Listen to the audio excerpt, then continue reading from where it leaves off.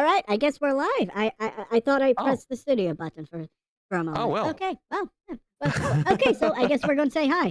30 seconds before Hi. before we actually properly go live. Anyway, hello everybody. Hello. Hello. Hello, everyone. Is that it? Yeah. That's it. Okay. Yeah. Okay. We're That's going to it. work That's with it. that. We're going to work Am with I it. going to go for a whole? Oh, I'm a parasite streamer. I'm not the girl. I'm actually a parasite inside her brain, and I just said that. Yeah. That's me. Okay. Never Anyway. gets old.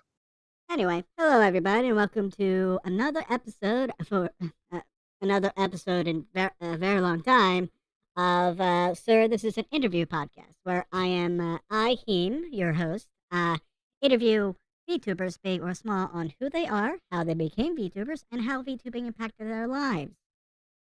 We here aim to abide by oral history methodologies to maintain a level of chronology, narrative, and ethics, but we are always open to being everywhere with everything at once from the chaos that is VTubing, as noted by our Parasite rating.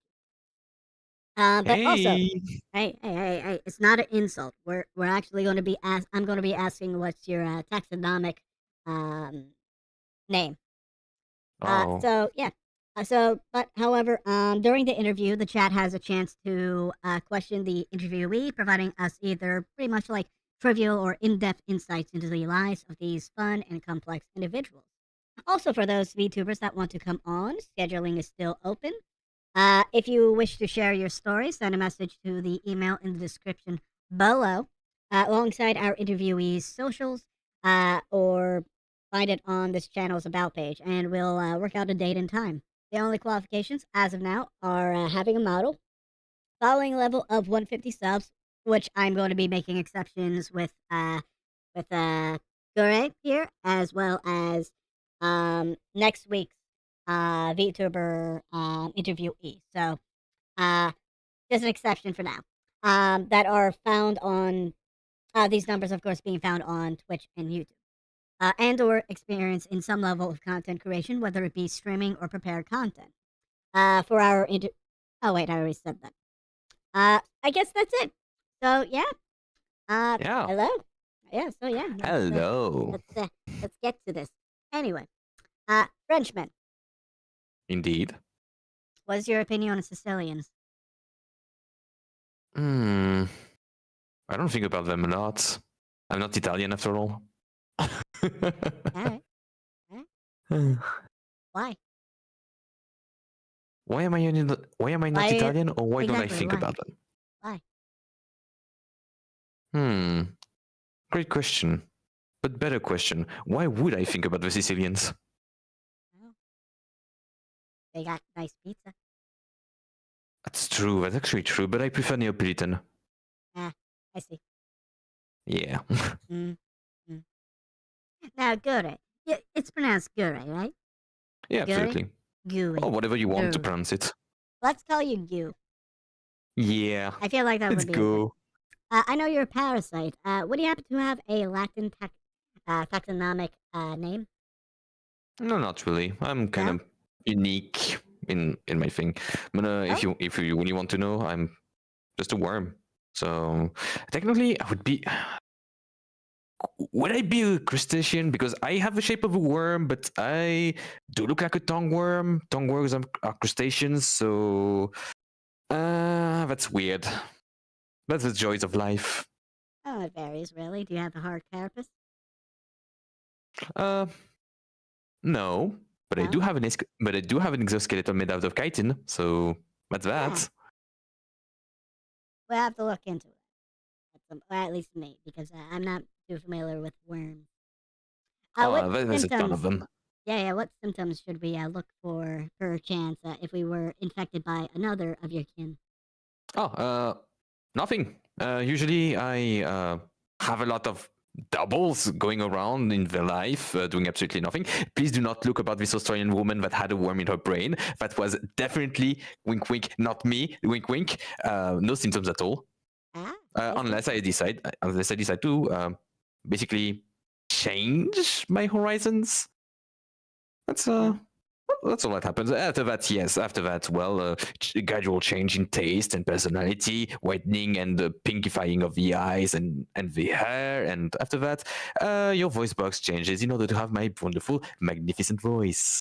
Uh, uh, uh. It looks like we finally okay. Those are symptoms. So be wary, everyone, of those symptoms, and go to your local doctor as soon as possible. Please do not. It is completely harmless. How do you reproduce? How do I reproduce? Mostly sexually. I see. I just make spores. Pretty cool. I'm pretty good. I disperse them by sneezing, all the secretions, all that. Normal parasite stuff. Mm-hmm. Just don't try to eat. Ever had any prions as neighbors before? Prions. Once when I was in a ship, yeah. Ah, I see, in a sheep. Yeah, problem is that the brain was degrading really fast. The ship died, and so was this instance of me. So yeah, not exactly the funnest time. I see. How do you view the microchip implants going about right now, or in the news right now, invading the brain parasite realm? They are extremely invasive. Please do not use them. We try to keep a healthy ecosystem, healthy brains with minimum invasive surgeries. Please use your memory a lot. Eat well, lots of fats to keep the brain juices flowing. Moderate the sugar and the protein, please. No, the protein's all right. Moderate the sugar. I like to keep healthy neurons around. Keep as healthy activities. Read books. I prefer to have them juicy. Are you worried that you'll lose your job because of this? Because of these? Lose my job? Not really. That I will lose a fertile ground? Yes. So technically, it is a destruction of my natural environment, if I think about it. Think about the peaceful orangutan that is actually being near extinction because palms are replacing its peaceful forests. I see. Yeah. What's your opinion on brown butter? Brown butter? Yeah, brown butter. You mean butter that was cooked too much, or? Yeah, pretty much that, with a little bit of sage. Huh. Sometimes Never tasted it. Sometimes a sauce that accompanies gnocchi. Or like dumplings. I never tried it. I need to try it one day. I'm going to put a note. I am going to put a note on that because I know about clarified butter, but brown butter, no, I do not. It's sort of like clarified butter if you were to cook it longer. And leave and leave the milk fats in. Okay. Okay, nice. Okay. I can get behind that. I think I can get behind that. Good. We have some common ground. Now, could you introduce yourself to our audience? Share about your journey as a VTuber, pronouns for the sake of clarity, and when did you hear about VTubers? Okay. So, hello everyone. I'm Gure again. I have been a VTuber for about a bit more than a year. I think a year and about 6 months now. No, not 6 months. 3 months. 4 months. Depends. I don't exactly remember. Time is not exactly my greatest ally. I first heard about VTubers in 2019, if I'm not mistaken, because I think that it was when Korone played Doom. It was the first time that I ever encountered a VTuber. Well, there was Sakura Miko doing her thing with GTA, but it was no more than a meme for me. It was no more than a meme. Afterward, but there was Korone, Inugami Korone, that did her playthrough on Doom, and I fell in love. with VTubing. And also, well, there was Kiryu Coco that completely made me absolutely hooked on Hololive. Right after that, very nearly, there was Gen 5, there was EN, and then there was all of Ninja Sanji. I discovered all of that. It was great. I said to myself, holy shit, I want to be one of them. I want to be one of them. I want to be one of them. And I never became one of them, and despite all my plans. And then I see this very small company that is, I'm sure that you know, you do know, maybe through clips, maybe through other stuff, Face Connect, that is currently blowing up. I discovered Face Connect before it had its second generation, and that one VTuber, Tenma Miami, from Gen 1, she basically had for me this kick in the head. For I said to myself, okay, it's now or never, and I'm going to go and do this. I'm going to go and do this. And so I did, and I became a VTuber. Immediately began streaming even without a model. I didn't really care at the time. Model debuts, etc. Even now. So yeah, that's how I come upon it, and I am inside of a rabbit hole ever since. So it's been about 4 years now, I think. 4 years of following VTubers. Do you think you'll be able to dig yourself out? Absolutely not. Not willingly at least. Anyway, when did you start wanting to stream? When did I start wanting to stream? I started wanting to stream in about 2018, 2019. Yeah, around that time. But I've never had exactly had the material required. I did some private streams before, all the way back from 2010, 2012, 2013. It was always in private among friends. There was this small Toho forum called Toho Online, which is a full fertile ground of drama. It's a fucking shithole. Please do not ever go there if you are from. If you. I had basically it is full of how to say. There was a lot of problems, a lot of drama that were absolutely not necessary, and I think that it's mostly dead. I think it's mostly dead. It was already a splinter group from a bigger VTuber community, and I did those private streams there among friends. And then I got ejected because one of my friends at the time was apparently in very bad terms with the moderation, with the administration, and then after a literal kangaroo court, I see. we were ejected. Okay. We were ejected. Yeah, a literal kangaroo court. We had witness and everything, false witness. We provided evidence that they were full of shit, and we were ejected nonetheless. What a forum!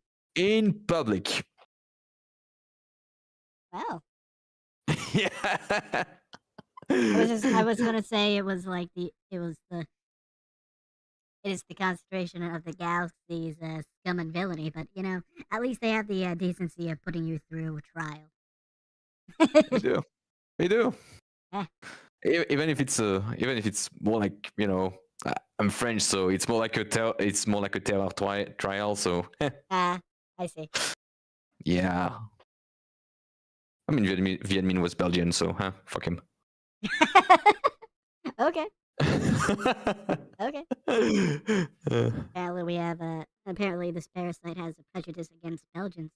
Okay. Oh, no, absolutely not. Absolutely not. But it's friendly European rivalry. We are all like that. All right. Now, when did you want to actually start streaming as a VTuber? As a VTuber? Yeah. Well, that takes a long time because I discovered Colony in 2019. then I wanted to start streaming as a VTuber. I think as soon as Coco appeared. So about 2020, but I'd never had the material. And really, it was at the time, being a male and a VTuber, unthinkable. Absolutely unthinkable. So yeah, my pronouns are he, him, if you...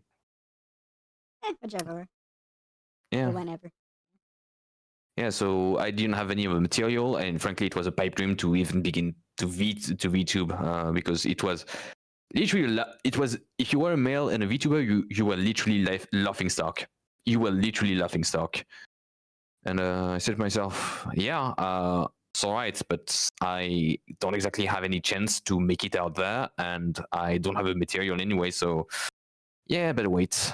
And I've waited, and I waited, and I waited, and I finally got the material in 2022, and here we go. As soon as I had the material, and I saw that there was so much proof of concept of that, I began to do it on my own.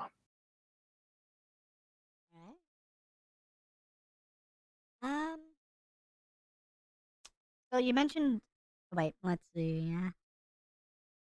You mentioned that you had a background in biology. What did you study? Oh, I studied virology. Yeah, virology, and yeah, I have a master's in virology. Mm-hmm. How did that came to be? Why did you choose virology? Because funny that you say that, because virology was basically an evidence for me. As soon as I entered the biology, I had in my second year of biology my first proper virology class, and there was this one teacher, this one professor, who's a hard ass. The dude made a lot of movie references, but he made us understand that we were just basically numbers, and I wanted to prove him wrong, and I wanted to ask questions and all that. And it interested me so much, because I'm going to sound like Ash in Alien, and it's going to date me, but there is purity in that. There is absolute beauty in the way viruses are so streamlined for their sole purposes, for the sole purposes of infecting, multiplying, and then getting out. And they are super efficient. It's like you see living beings, they do their stuff with their DNA. So it's so cool. You have promoting signal, you have inhibiting signals, both in DNA expression and all that. You have DNA that makes RNA, that makes protein, becoming what we call the dogma of biology. And then you have viruses, and viruses, they don't care about anything. They do whatever they want. They are literally artists when it comes to using DNA and RNA to the fullest of their potential. So much so that they can actually, basically, the way the geometry of RNA is set inside of a virus can change completely the protein that it will translate and time it. And I don't want to go too into the details, but this geometry is extremely specific and has helped us solve some problems within our own biology too. And they do that using pure laws of statistics, because a virus alone will do absolutely nothing. But a virus, you never think of a virus alone. A virus comes in billions of single, billions of attacks. And so you have billions and billions and billions of trials and errors that are going to put this one precise niche case of a protein interacting with its genome in the special way that it wants, as much times as it needs for it to become quote unquote efficient for the collective. And it's just so cool. That's just so cool. All right. Where do you stand on the debate whether or not viruses are alive or not? Oh, interesting. I've had this conversation with someone who is, I would say, like a pretty respected researcher when it comes to HIV. Yeah. And other viruses.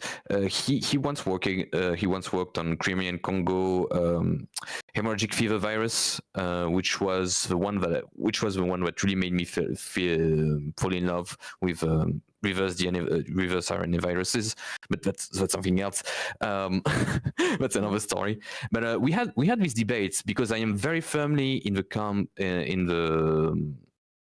camp where I say that they're not alive. Because technically, if you want to count something as living, it has to be made out of cells, one or multiple of them. It has to be able to use its own metabolism in order to survive. It has to reproduce by itself, and the virus does none of that. It does absolutely none of that. First of all, it's not a cell; doesn't have a cell. It's basically just genetic information, proteins, a capsule made out of proteins, maybe a membrane made out of a membrane of the cells it emerged from, and boom, you have a virus. Goes inside the cell, you use the cells, and the cell basically transforms the virus. It's the equivalent is literally the virus is just a software. It's just a malignant software inside the hardware of the cell. It's not going to do anything else. Also, there's some niche cases. But if you were to estimate that the cell itself, being the producer of viruses, having its own information repeated again and again and again, because the virus sometimes integrates the information of itself inside of the DNA of the cell, as can be the case for retroviruses and sometimes para-retroviruses. Well, you could say that the cell itself becomes a virus. And in that case, maybe, just maybe, quote unquote, there's like a pseudo-life that happens there when you consider that when the virus infects the cell becomes a virus. But for me, that's stretching it a bit too much. All right.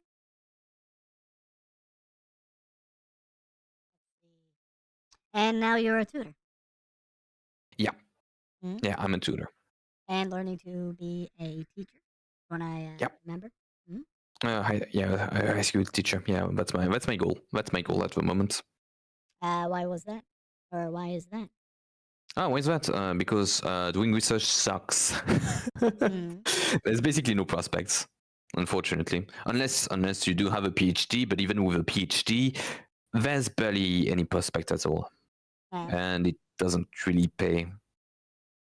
And you spend basically all your whole life in the lab, and it's not always fun. And how did VTubing squeeze itself into that mix, or into your career path? How did it squeeze itself? I think that VTubing might be like, how to say, it was this thing that I wanted to do, but I really, really, really wanted to do, that I wanted to be. I was really passionate about it, and I really wanted to actually throw myself out there. I think that it's some kind of quote-unquote legacy. Yeah. I don't know. It's some kind of legacy project. I had a lot of events that made me feel like, yeah, you're getting on in years, and if you're not going to do it now, whenever are you going to do it? When? It's never going. I mean, you're good again. It's never going to work out. So at least shoot. If you're going to have a shot, you need to shoot. So yeah, that's how it happened. It was basically, you need to do it now, or else you never will. And I never looked back. Never looked back. Yep. So it was a somewhat of an act of or a spur of existentialism, by chance, or like a bit maybe more like absurdism. I'm a big fan of Albert Camus. Sorry if I'm being too stereotypically French. Yeah, I'm a big fan of thinking that the world is completely absurd, but that's you know, and you need to embrace it. That's something that gives me strength, even though I do believe that the world has an innate sense, that it has something like that. I need to treat it like it doesn't have any, and so it gives me power over life, because life is not is not kind. Life is clearly not kind. So if you think that there's no sense, that there is no consequences at the end, like there's no true consequences. If you put yourself in that mindset, in that mindset that nothing is going to last, that there's no consequences, for me it puts me into the present. Something that I had a lot of trouble doing when I was a teenager before. Yeah. When I was a teenager. And yeah, that's this kind of mindfulness that appears, and truly, I don't know how to express it. It basically makes me live in the present. Let's leave it at that. It anchors me. It anchors me. I see. Do you need that anchor, or do you think you'll need that? You need that anchor? I do. I clearly do. Oh yeah. Oh yeah. Oh, why is like that? I said, life was absolutely not kind. I have I mean, logically speaking, I have a lot of the qualities that I would call being a loser, and that. But you know what's funny? But that's how I became, the Parasite Vtuber. I truly believed, and I think that I still do believe that I am a parasite for myself and for others. I mean, for others, I am a parasite upon others. But I am this tiny, ugly, malignant thing that would be better off, that everyone would be better off without. But that I need to put myself out of this mindset.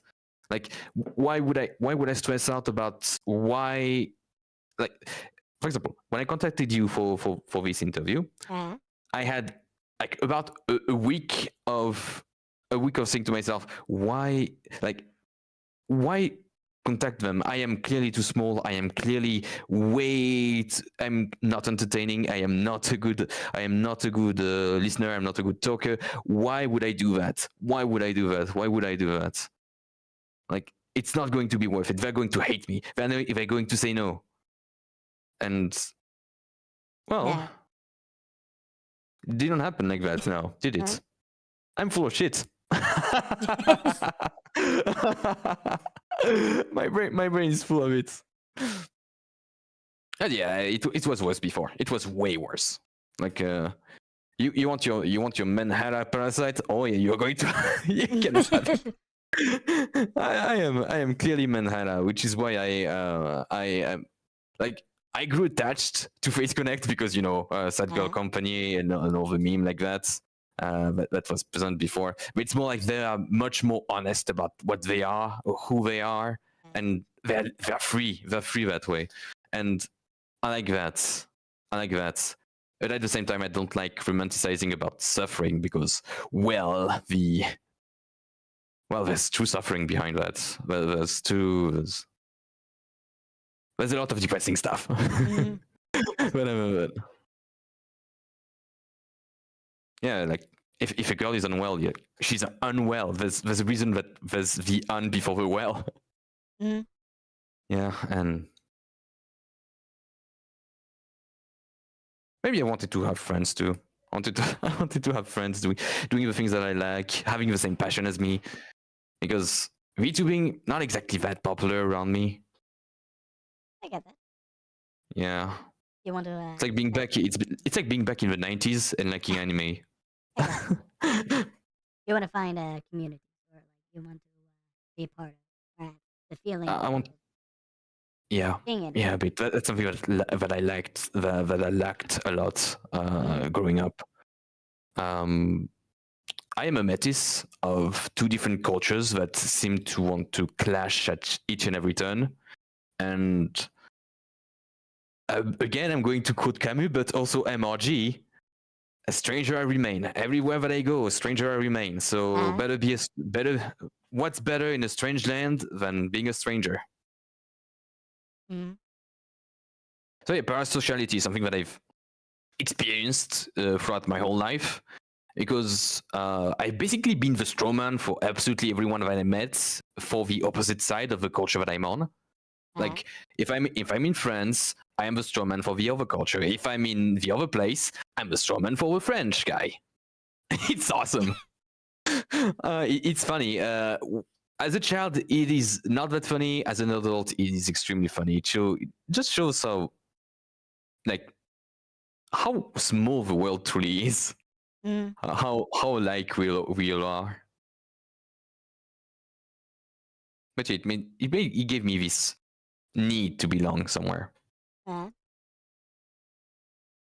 know, being a VTuber, it gives you that. It gives you that.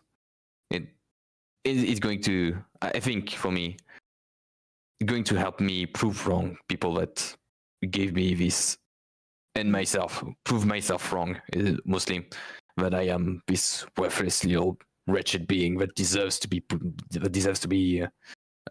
tossed aside. Yeah. Do you think community is important as a VTuber? Absolutely. Absolutely. For me, it's a pillar. I would be nothing without my community. As small as it is. As small as it is, I would be nothing without it. Like, one of them even give me advice in tutorials and all that. Like, it's basically, how to say? He's basically my manager now. He's basically like an unpaid manager at the moment. Who is it you're talking about? One of my friends that sent me tutorials and all. I see. Yeah, he even pulled me out of an argument when I was beginning to be Manhattan. So yeah, he's basically acting like my PR, like my PR agent too. So yeah, manager. I have a full manager experience without even having to without having to use a cent. I see. Yeah. You're extracting labor from him for free. Yeah, like a parasite. It always comes to full circle. It always comes to parasitism. Yeah. Always comes to that. So, go ahead. Hmm? Go ahead. Oh no! Go ahead. Go ahead. I mean, like, you're the interviewee. Say what? I don't know. No, I was reading the comments. I see. Yeah, I understand that. I agree. I do agree. So, your interests are quite diverse, so to speak. Pretty standard when it comes down to the average, how do I say, nerd VTuber, I guess. Yep. From what through my experience.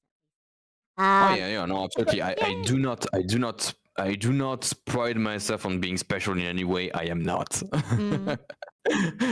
Maybe except, but I'm a baby, which is not exactly like that common. But at this point, yeah. So yeah, you are interested in Warhammer. Pretty basic of you, to be honest. Gaming, writing, and apparently reading fan fiction. Indeed. You want to share? This is my guilty pleasure. Sharing some stories. I have this horrible weakness for Naruto fanfiction, and I don't even know why. I don't even like Naruto that much. I guess that's just the way this story is told. Like I am a fan of Dreaming of Sunshine, for example, which was for me like this one thing that made me say, "Holy shit, yes, I love isekais in Naruto. I freaking love isekais in Naruto." I won't even say that it's a guilty pleasure. I don't feel guilt afterwards. Like I don't even feel guilt. It's just this one special thing not special. It's like this one thing that I didn't even know that happened. But yeah, Dreaming of Sunshine. There was another one where it was. I don't remember. Where it was more about politics and trying to put a cultural aspect on the world around the character. But I really loved. Like I really loved because it developed things that are in a way that would make the world more traditionally Japanese, especially on the politics side, and arrange things so that the political intrigue and the resolutions of a problem are both heartfelt and they work. Like they emotionally, they work in the payoff. Like the writing is beautiful, and I've been reading and writing a lot since I'm about like since I'm about a larva. So yeah, like it's sometimes you just find this spell and you wade through a lot of what I would consider.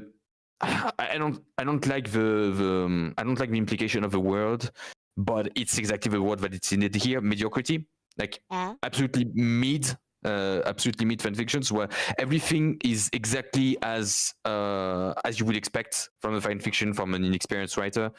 Characters that are somewhat shallow, situations that resolve themselves in the absolutely in the morality of the author, of the morality of the how to say what the author would profess as would be what would be moral and or acceptable, what is their social agenda. What else? Villains that are completely not credible as villains, not as people. Sometimes way too lovable, forgetting the part where the villain is, and sometimes just so hateful that they're not a villain anymore. They're just an amalgamation of flaws that you put on a straw man, and then they're not a character anymore after that. And sometimes it's just the story and the rhythm, the way they write. I avoid every single fan fictions and books that are read in the second person. I find them absolutely cringe. I hate them. I hate them. Even if the story, if you're going to say to me, the story is like the best story of all time, you need to read that. I am going to read you do that, you do this, and you happen to find that, and I say to myself, no, I can't read that. I can't read that at all. Impossible. Nah. You could write the Bible too. I wouldn't even read it if it was in you. Like in the second person. I see. What are your opinions on third and first person then? I like them. Like they're useful because the first person informs you about the main character, their inner thoughts. I mean, the main character from the point of view, their inner thoughts, and they basically they put a cage on your vision to both the characters' feelings and what they are capable to experience. So for mysteries, it is great. It is great because you are literally chained to the character's perspective, and it creates this great amount of both anticipation and empathy for the main character. The third person is more, for me, like the architect's point of view. You are able to see everything, quote unquote, objectively. It depends. There's both the omniscient one and there's the absolutely nothing is known one. I've once read a short story. It was a very experimental short story. I don't know the name anymore because it's a published one. It's a French book where there's a chapter that is about 30 pages of just a camera. So it talks about a man. You're supposed to guess the characters coming and going because the camera adds absolutely no information. Contrary to, it's the complete opposite of what an omniscient narrator would be. The voice adds no information. It is perfectly objective and will add nothing. It is basically a movie at this point. And then you do have the omniscient narrator, which is like a classic. It is a classic. It is both functional and has been proven to be very, very effective at conveying a story and using multiple point of views, since you have all of them at once. I love them a lot. But yeah, for me, the second person is basically, as it's used, for me, as I've seen it, as it's used, and I'm going to look at the screen now, I'm going to look at my camera, is just a bastardized first person. because the you is the character. Uh, Yeah, it's you're feeling this, you're feeling that. It's not like it was another character that is describing them and they are trying to guess. No, it's an omniscient narrator that is saying you to this character that cannot hear them, and they are saying all of the feelings and impressions of the same character, what they say too, which means that for me it's just a bastardized first person, and it's not efficient. For me, it's not beautiful. I'm going to say it subjectively because it's my opinion. In my opinion, it's not beautiful. I don't like it. I got that. Beauty is In the eye of the beholder, yeah, indeed. thank you. Now, how does all this influence your content? Are you planning on reading fan fictions on stream in the future? Well, guess what? I did. Oh. I did have that in my notes. Basically, I wanted. Oh shit. Sorry about that. I wanted to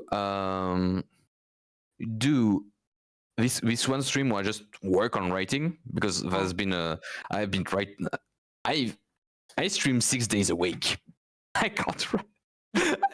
I don't have any.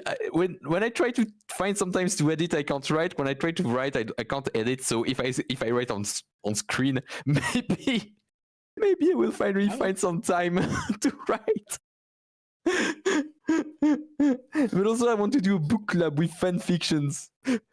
Like the kind of book club that no one wants to see. Book club, a fan fiction book club. But I really like really lengthy fan fictions too, so it's going to be a very long-term project, especially if I want to put some people on board. Yeah,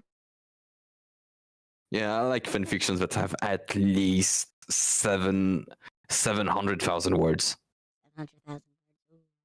Yeah, I like lengthy stories.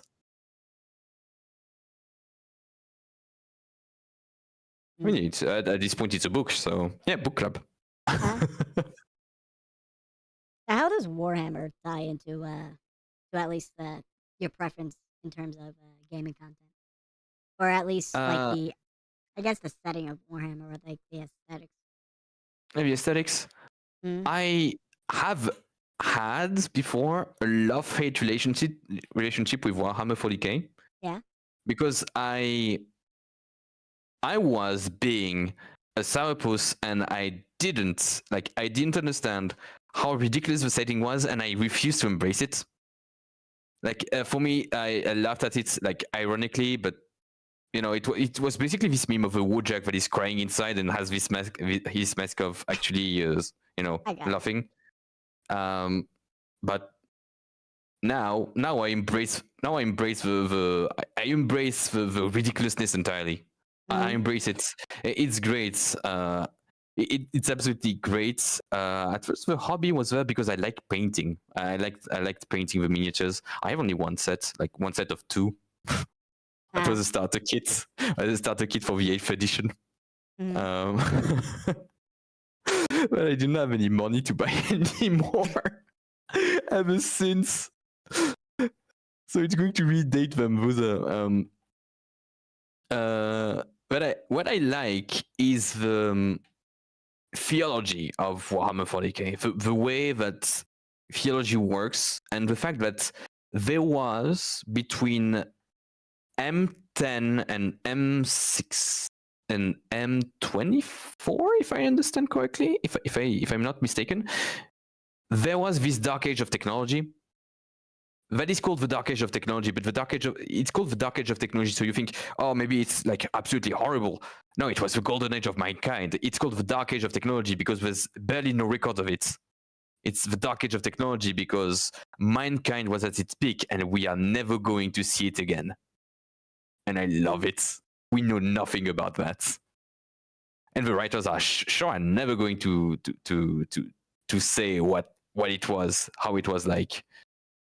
But there are hints that humans were able to weave the stars themselves.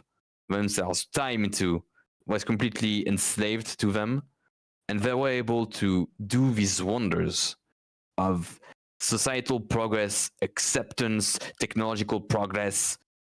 They were able to have this one thing that every single human society wanted. And then there was this war because, of course, because of course, the setting has to take place. Yeah. But anyway, sometimes also the characters are really great. You have some really interesting characters, especially the Horus Heresy. You have some the traitor Primarchs, for me, the ones that are not pure evil, have some really fascinating psyches and interrogation in the way that normally they should be compelled to listen to this God and friend of mankind, the father, etc., etc. So you have these demigods that are full of doubts, especially Perturabo, full of doubts, self-loathing, that don't exactly know what to do, but they are still trying to find something better for themselves. And for them, there is this really human side that I haven't found in a lot of settings. But also KFS Kane. KFS Kane is absolutely great. I recommend it. Read KFS Kane. It is great. It is this shining light in the Warhammer world where you think it's all grimdark, it's all bad. No. Read KFS Kane. You'll see it's incredible.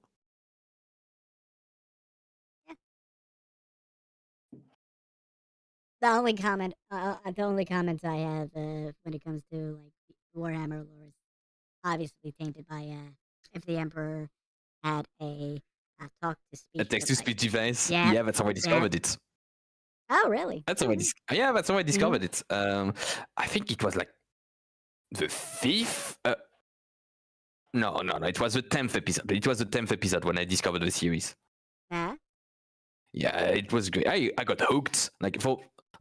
Warhammer was part of the background of this. Was part of his cultural background everywhere that I looked, and there was all of his references. But then I experienced it, and I understood with humor. At first, it was just 1D4chan memes. I mean, it mostly is 1D4chan memes. Text to speech was at first just these memes. You were to read the pages, and that was it. But then there was this story, and I wanted to learn more about the lore. I wanted to read it. I wanted to see what it was. And the scale was absolutely ridiculous. And at first I was disgusted because what the heck? Why? But then I just learned to accept it. And even something as ridiculous as a bolter or the fact that they call the las rifle is nicknamed the flashlight because it's completely ineffective. I mean, compared to what is in front of the guards that use it, it's great. And you realize that, of course, they're not going to use real numbers. Of course, they're going to say that about 3,000 million guards died that day. We don't care. It's cool. It's not made to be accurate. It's just made to be ridiculous and cool. Come on. It has no complex, and I think that I figured I was jealous at first, jealous of the setting. Like it has no right to be as good. It's not that it had no right to be so. How to say? Like it had no right to be so sure of itself and its own ridiculousness. Yeah, it fully rides with it, and I think that it's because I'm a very neurotic individual. Apparently, I need to compare it. I need to compare myself to anything subconsciously. So, I found this very rock and roll and just try to find something cool and roll with it setting, and I've learned how to love it, and I think that I've learned how to accept myself a bit more by accepting Warhammer more, if that makes sense. I don't think that it does, but it's I'm going to keep it that way. Alright. So you mentioned that I'm of course drawing from our email, of course. You also mentioned you have a passion for scientific vulgarization. Um, Indeed. yeah, pretty much like the dissemination of like I say academic level information to a larger demographic. Does that sound? Yeah. Yep. Yeah, pretty much, Uh, pretty much. mm, the Yeah, common it's nomenclature in short. In other yeah, trying to make it wide, to make something that should be niche more widely appreciated and known. Because I'm going to be completely honest, when I talk to people about biology, they are either not interested, or if they are, they stay with what would be like middle school biology, and it's where the boring stuff is. It's where all the boring stuff is, and I want to make them learn about all the cool stuff that there is, even if they don't have to learn the underlying mechanics, you know. But I want them to see that there's so much cool stuff to see. Like nature doesn't have to be treated with what is superficially cute and what isn't. So basically, what looks like us and what isn't. There's this to explain it. There's this phenomenon that is widely known, and basically, there is something that is called botanical blindness. All right, go and ahead. This is the phenomenon where basically people look at plants like part of the environment, like not as fully developed living beings. Okay, yeah, now I literally understand as the concept. part of the landscape. For example, if you were to take a photo of a plant, would you do it for the plant itself, or for the person, the insect, the bird, the animal that is there? Maybe for, I don't know, the flower itself? Like, the plant itself is never truly the subject. We don't look at plants. We don't remember plants. We don't exactly take care of them we don't exactly look at them as how to say, beings that are dynamic. They are viewed as very static, and as such, the wider public doesn't know a lick about them and is absolutely not interested about them. Yeah, I think I get this. I remember, I think a couple of years ago, I had to talk to my grandfather about not planting tomato plants too close to one another. Otherwise, they'll be competing for resources. Yeah. I hope that's at least a. Yeah, but that's one of those things. Yeah. That's one of those things. For example, one of the worst ecological disasters that ever happened in the US was what was the disease that affected? The Dust Bowl? Not only the Dust Bowl. There was this disease that affected a lot of trees. How to say? It was in the Salmonella, in one Salmonella episode about the disease that plants had. And basically, you have this how to say disease. Let me just Google it a bit. Disease tree US. Yeah, the chestnut. The chestnut blight of 1904. You had literally billions of trees that died in 1904. Like billions, enough biomass to go to enough length of wood to go to the sun and back. And no one talks about it. No one was concerned, in fact. Like, this is how indifferent humanity is to plants. And if they are to plants, which are technically our friends, we domesticated them, we eat them, we need them for our well-being. What are we going to do against? What are we going to do to bacteria, to insects, to worms, to fish? Things that we do not find, that humans do not find cute, that they find repulsive even. We're going to want them to die, like wasps. Like, people say that wasps, bees are fine, but wasps should die. They are nasty buggers. They don't know the services that wasps give to them each and every year. And spiders too, worms, leeches, viruses even. Yeah. Like, they are seen as vectors of disease, unwellness, poverty. They're seen as disgusting. Why? Because they have too many legs? What? Because they have hair? Because as far as I know, humans also do have hair. As far as I know, and in pretty weird places too. It's not even homogeneous. Like you have like a tuft of hair on your rostrum, and after that, there's a few patches, and that's weird. And people don't think of that as weird, and for me, it's weird.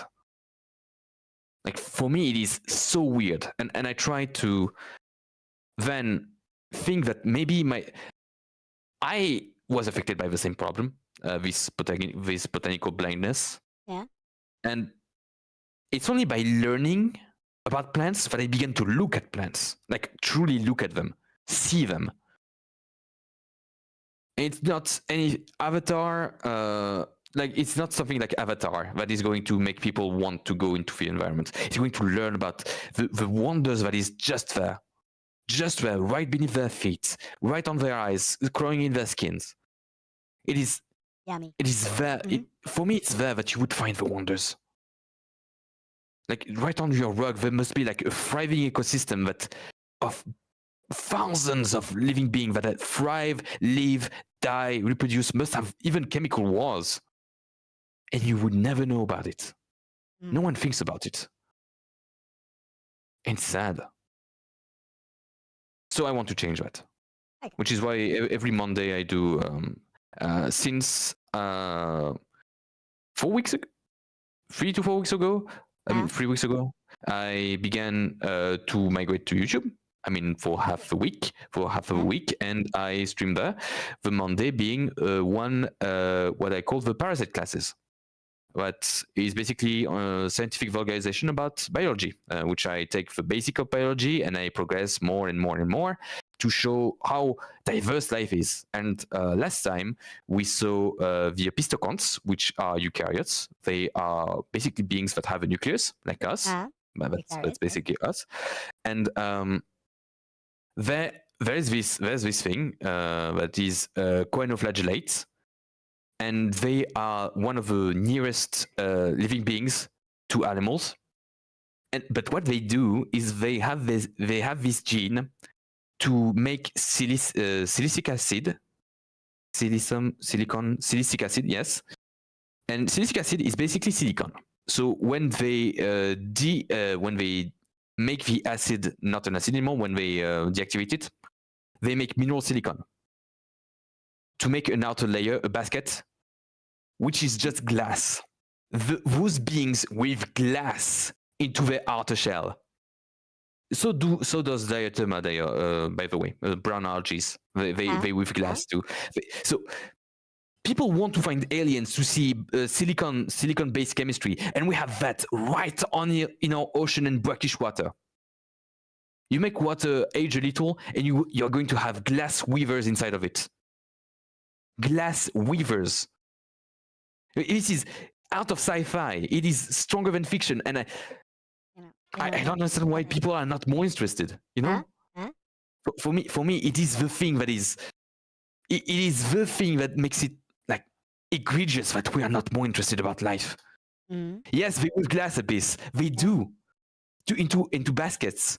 Choanoflagellates and diatomas. There's another class. But what's?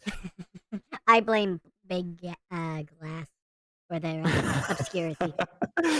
Yeah, maybe. But yeah, geologists use them because if they know the species and they find, because silicon do fossilize great, you know, on the sediment rocks.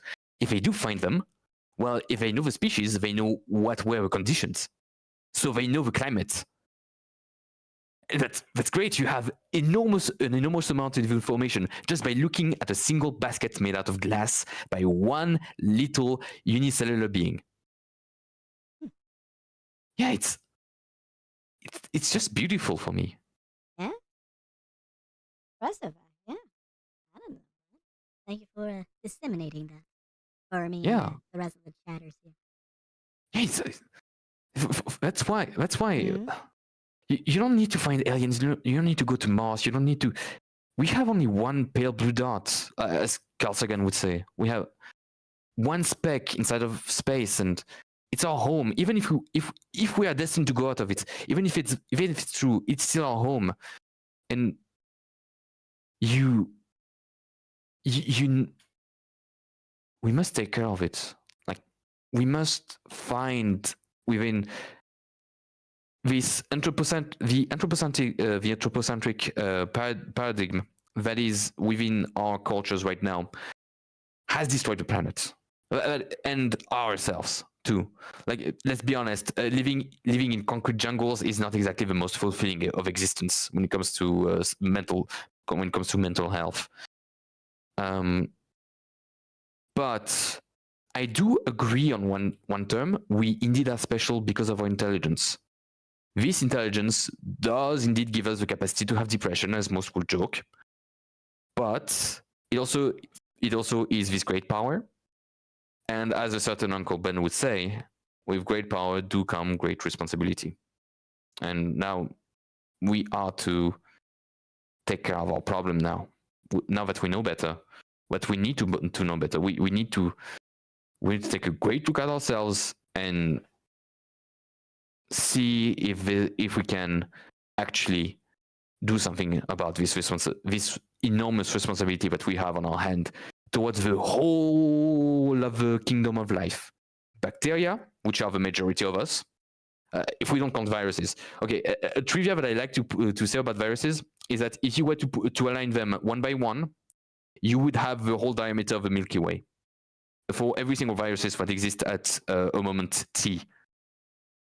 Bacteria, archaea, eukaryotes, all of them, most of them unicellular, they do a great service to us. So we need to do this great service to them, to allow them to basically let the planet live, let us live. We need them as much as well. Some of them need us, need you, like me. We're all linked. It's beautiful. It's what I find beautiful. Purity of design, purity of the way they manipulate matter. Life truly is one of the most beautiful things that I've ever witnessed. Wow.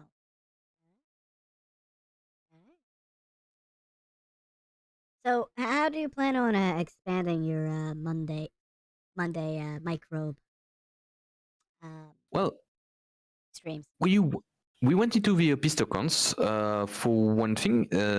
It was to explore the animal kingdom afterwards. So we're going to look at the diversity of animals, and what I like to look is at the trees of life, because when you look at the trees, the phylogenetic trees, and the classification, I like to show how absolutely we are, how in the minority we absolutely are, how narrow our thickest branch is, in which you can say, yeah, this looks like some of us maybe for sponges. For what begins at sponges, how microscopically narrow it is, and then go down, and go into finally see humans. Go about the humans, and then afterward we're going to see plants and bacteria and all that. Yes. And after that, when we are finally going to be able to do this whole thing with the basics of, let's say, quote unquote, the basics of biology, we're going to look at parasites. All right. So, what I'm getting at is more, how do you plan on like expanding your, how do I say, the structure of your stream, I should say, or at least the how you like, for example, how do I work?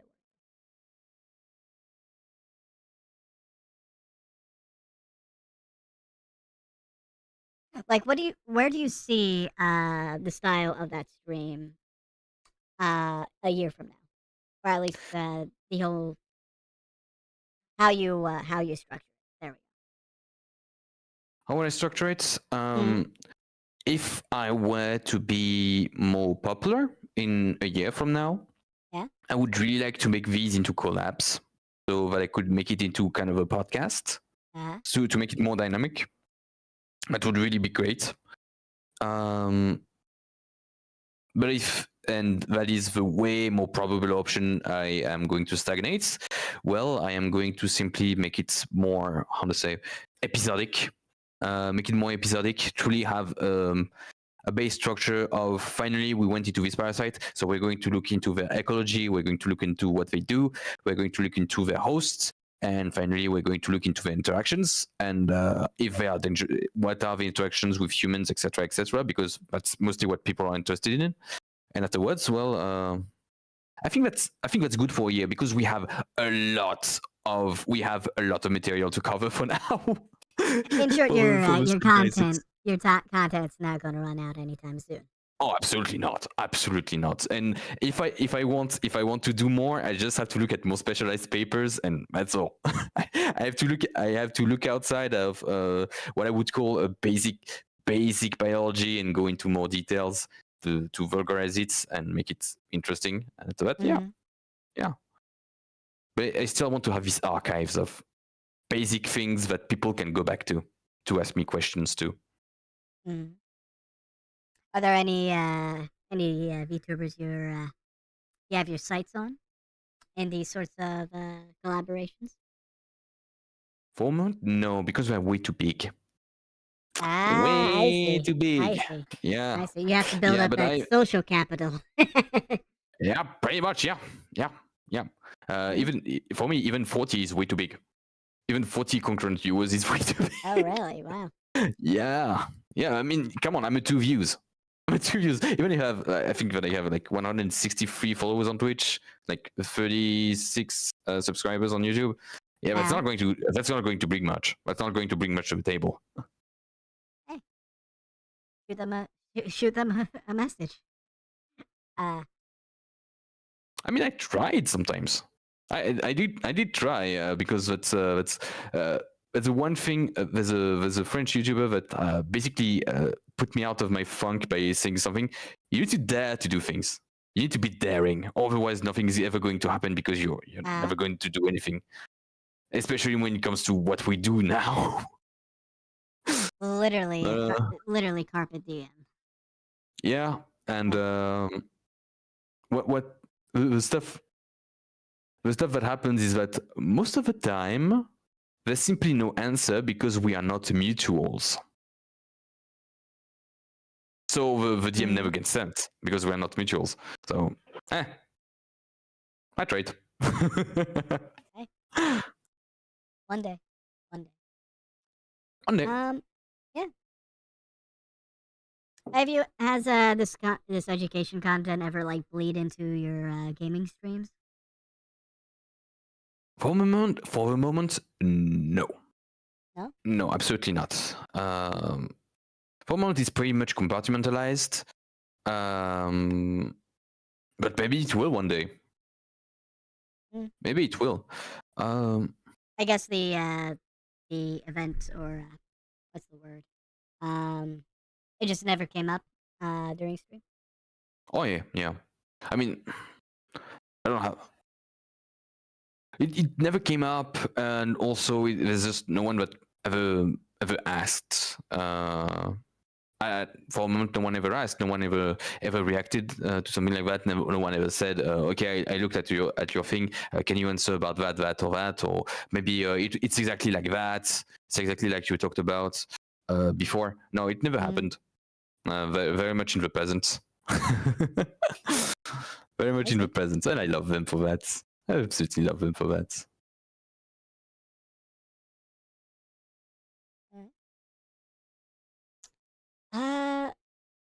So, would you say you were inspired by VTubers like Corone and Coco? Yeah. Mm-hmm. Yeah. What specifically about their content or personalities resonated with you, and how do I say, and gets incorporated into your streams or your or how you carry yourself on for Korone, it is boundless energy and not hesitating to talk about something that's would be considered way too dark. Because Korone, can I talk about Korone a bit? Because can I gush about her a bit? I don't care. Go ahead. I mean, like, as far as I know, she's a major Gore fan. She's a major torture porn fan. She tried to hide it, but really badly. And she also did this this one short. She had this one short period when she did content called Lessons from the Underworld. Lessons from the Underworld, yeah. And basically, it was Inugami Korone, indeed, yeah. And it was her saying things about the criminal underbelly of Japan. From a very informed point of view. Ah. Well. Yeah. Also, absolute boundless energy. I love that. Okay. Now I'm wondering if Garone had some sort of like Yakuza connection or something. I don't know. Maybe. And for Coco, it's the fact that she always was experimenting and trying new things, especially as a Coco. Her content was basically what was inspiring is that she knew that she was that's not Korone enough Korone for long enough, and that's not surprising at all. You see this beautiful darkness in her. And she if you know the reference, she once commented that she really liked a Serbian film from 2010. If you know, you know. And that she found it a bit mild for her tastes. And what else?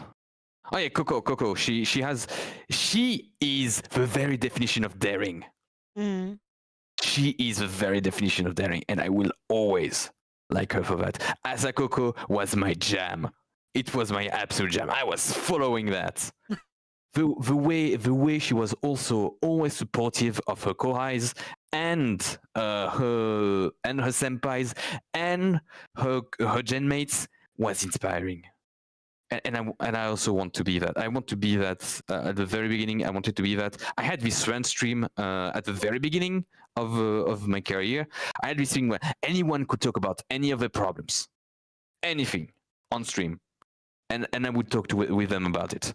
And it worked. I had one or two people that were really invested into that. It died out because it was one or two people that were interested into that, and as you know, viewers come and go. It's just the nature of things. So yeah, it died out. It was called the very parasitic advice and trust.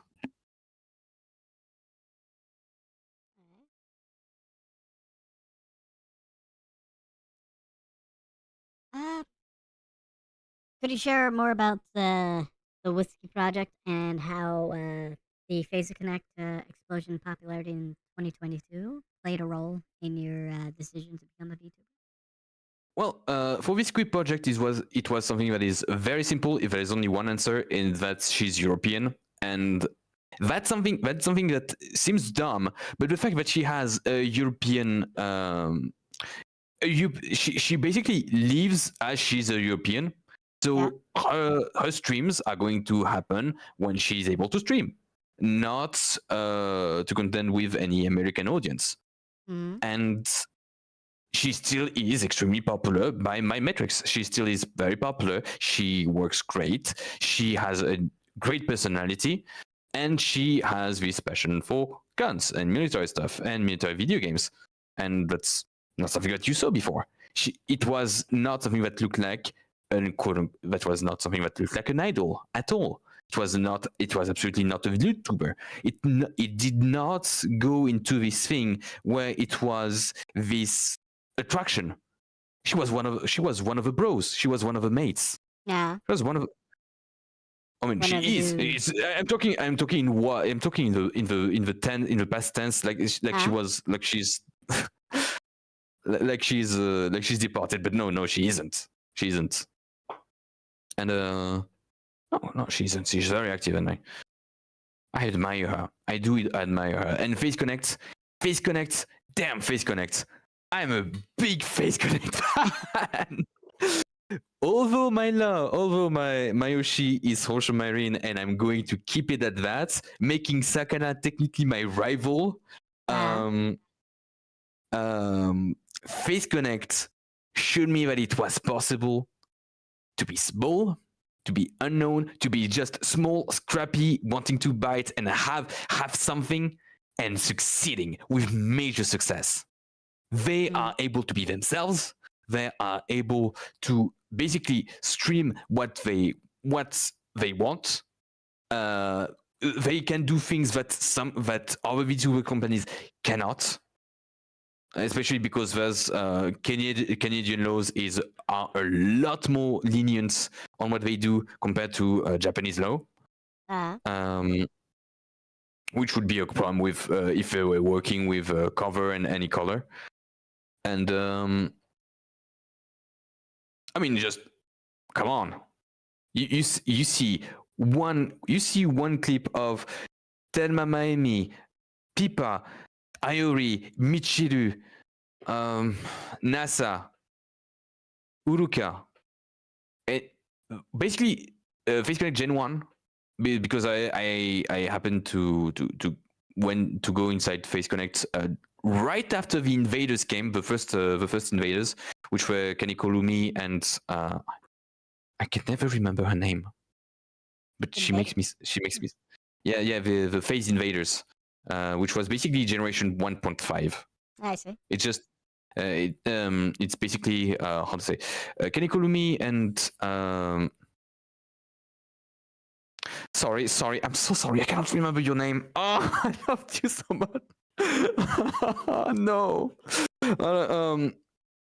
Face Invaders came from another company, still have the model, he still have the previous what I quote unquote past life, were able to keep it into Face Connect. And that's the thing with invaders. Usually that's VTubers that are able to be quote unquote imported into Face Connect rather than a full gen. But yeah, after that there was Gen 2, and I arrived before Gen 2, and I saw this explosion of popularity, new people, new ways to do streams, more content, more collabs, Tenma speaking better and better English. Incredible. The community is golden too. And that's so that I say that they were able to build this community that is so extremely supportive. So great that for me, it's become a self-evidence that a VTuber is first and foremost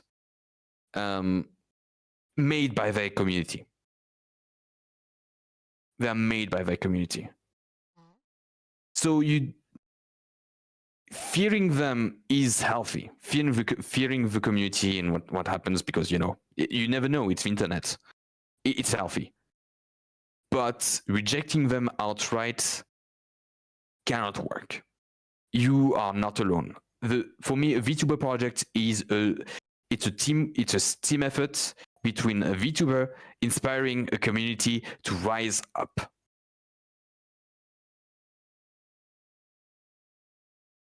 And that's what I got from Face Connect. It's that message of unity and love for the community.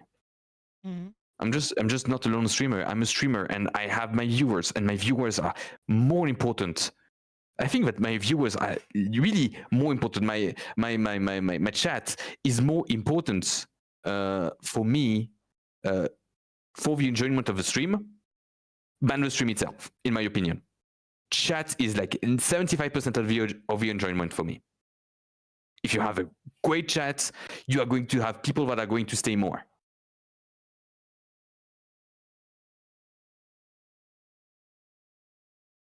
Because that's why it's not just a video, it's streaming. There's this back and forth. Do you strive to get that kind of chat? I would love to. I would absolutely love to. It's a pipe dream. It's a pipe dream of mine. Like, for the moment, the extreme pipe dream is to have like 10 viewers that are able to chat, And if they chat, we can make jokes, we can communicate, we can actually do things, ask questions, answer, make private jokes, make memes. You know, having something active, having a link, having this unity, it is an absolute pipe dream for me. I daydream about that.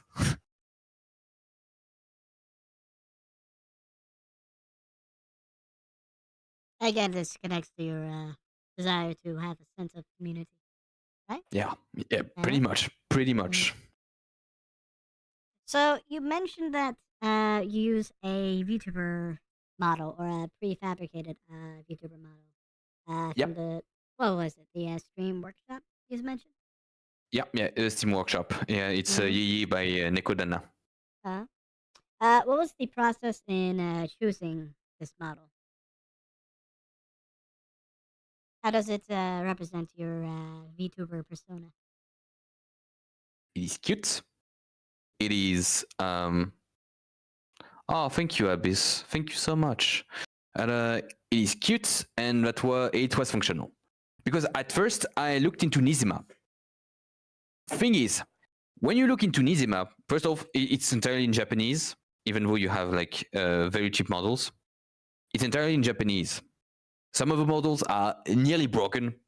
Some of the models, which is extremely important, have a lot of restrictions when it comes to the use of these of the model.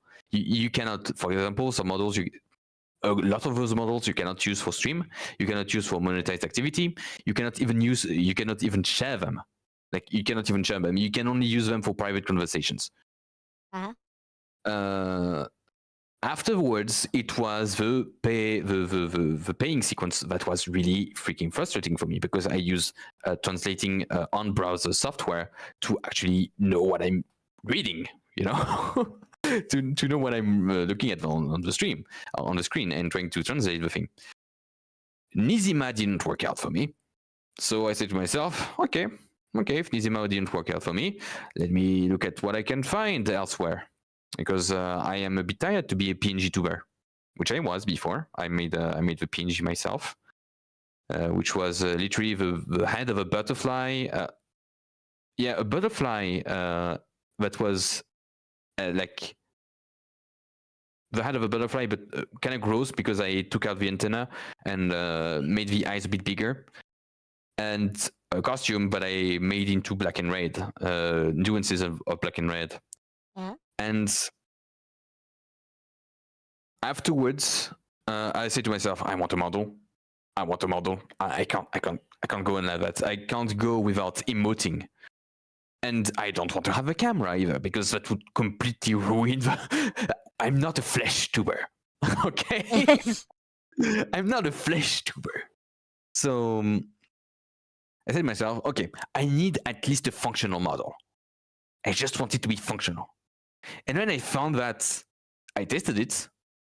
I found out that it was really, really lewd because I changed a lot of the parameters. Yeah. It was really lewd because it's able to basically use its tongue. It's basically to show its tongue, and we can see the tonsils if I open my mouth too much in a way that is way too detailed. Definitely made by someone with a oral fixation, that's for sure. And feet too. If you see other things. But rather than just the Freudian facts that this mouth existed, it was pretty much perfect. So I set it up, and I said to myself, "Well, I'm a VTuber now."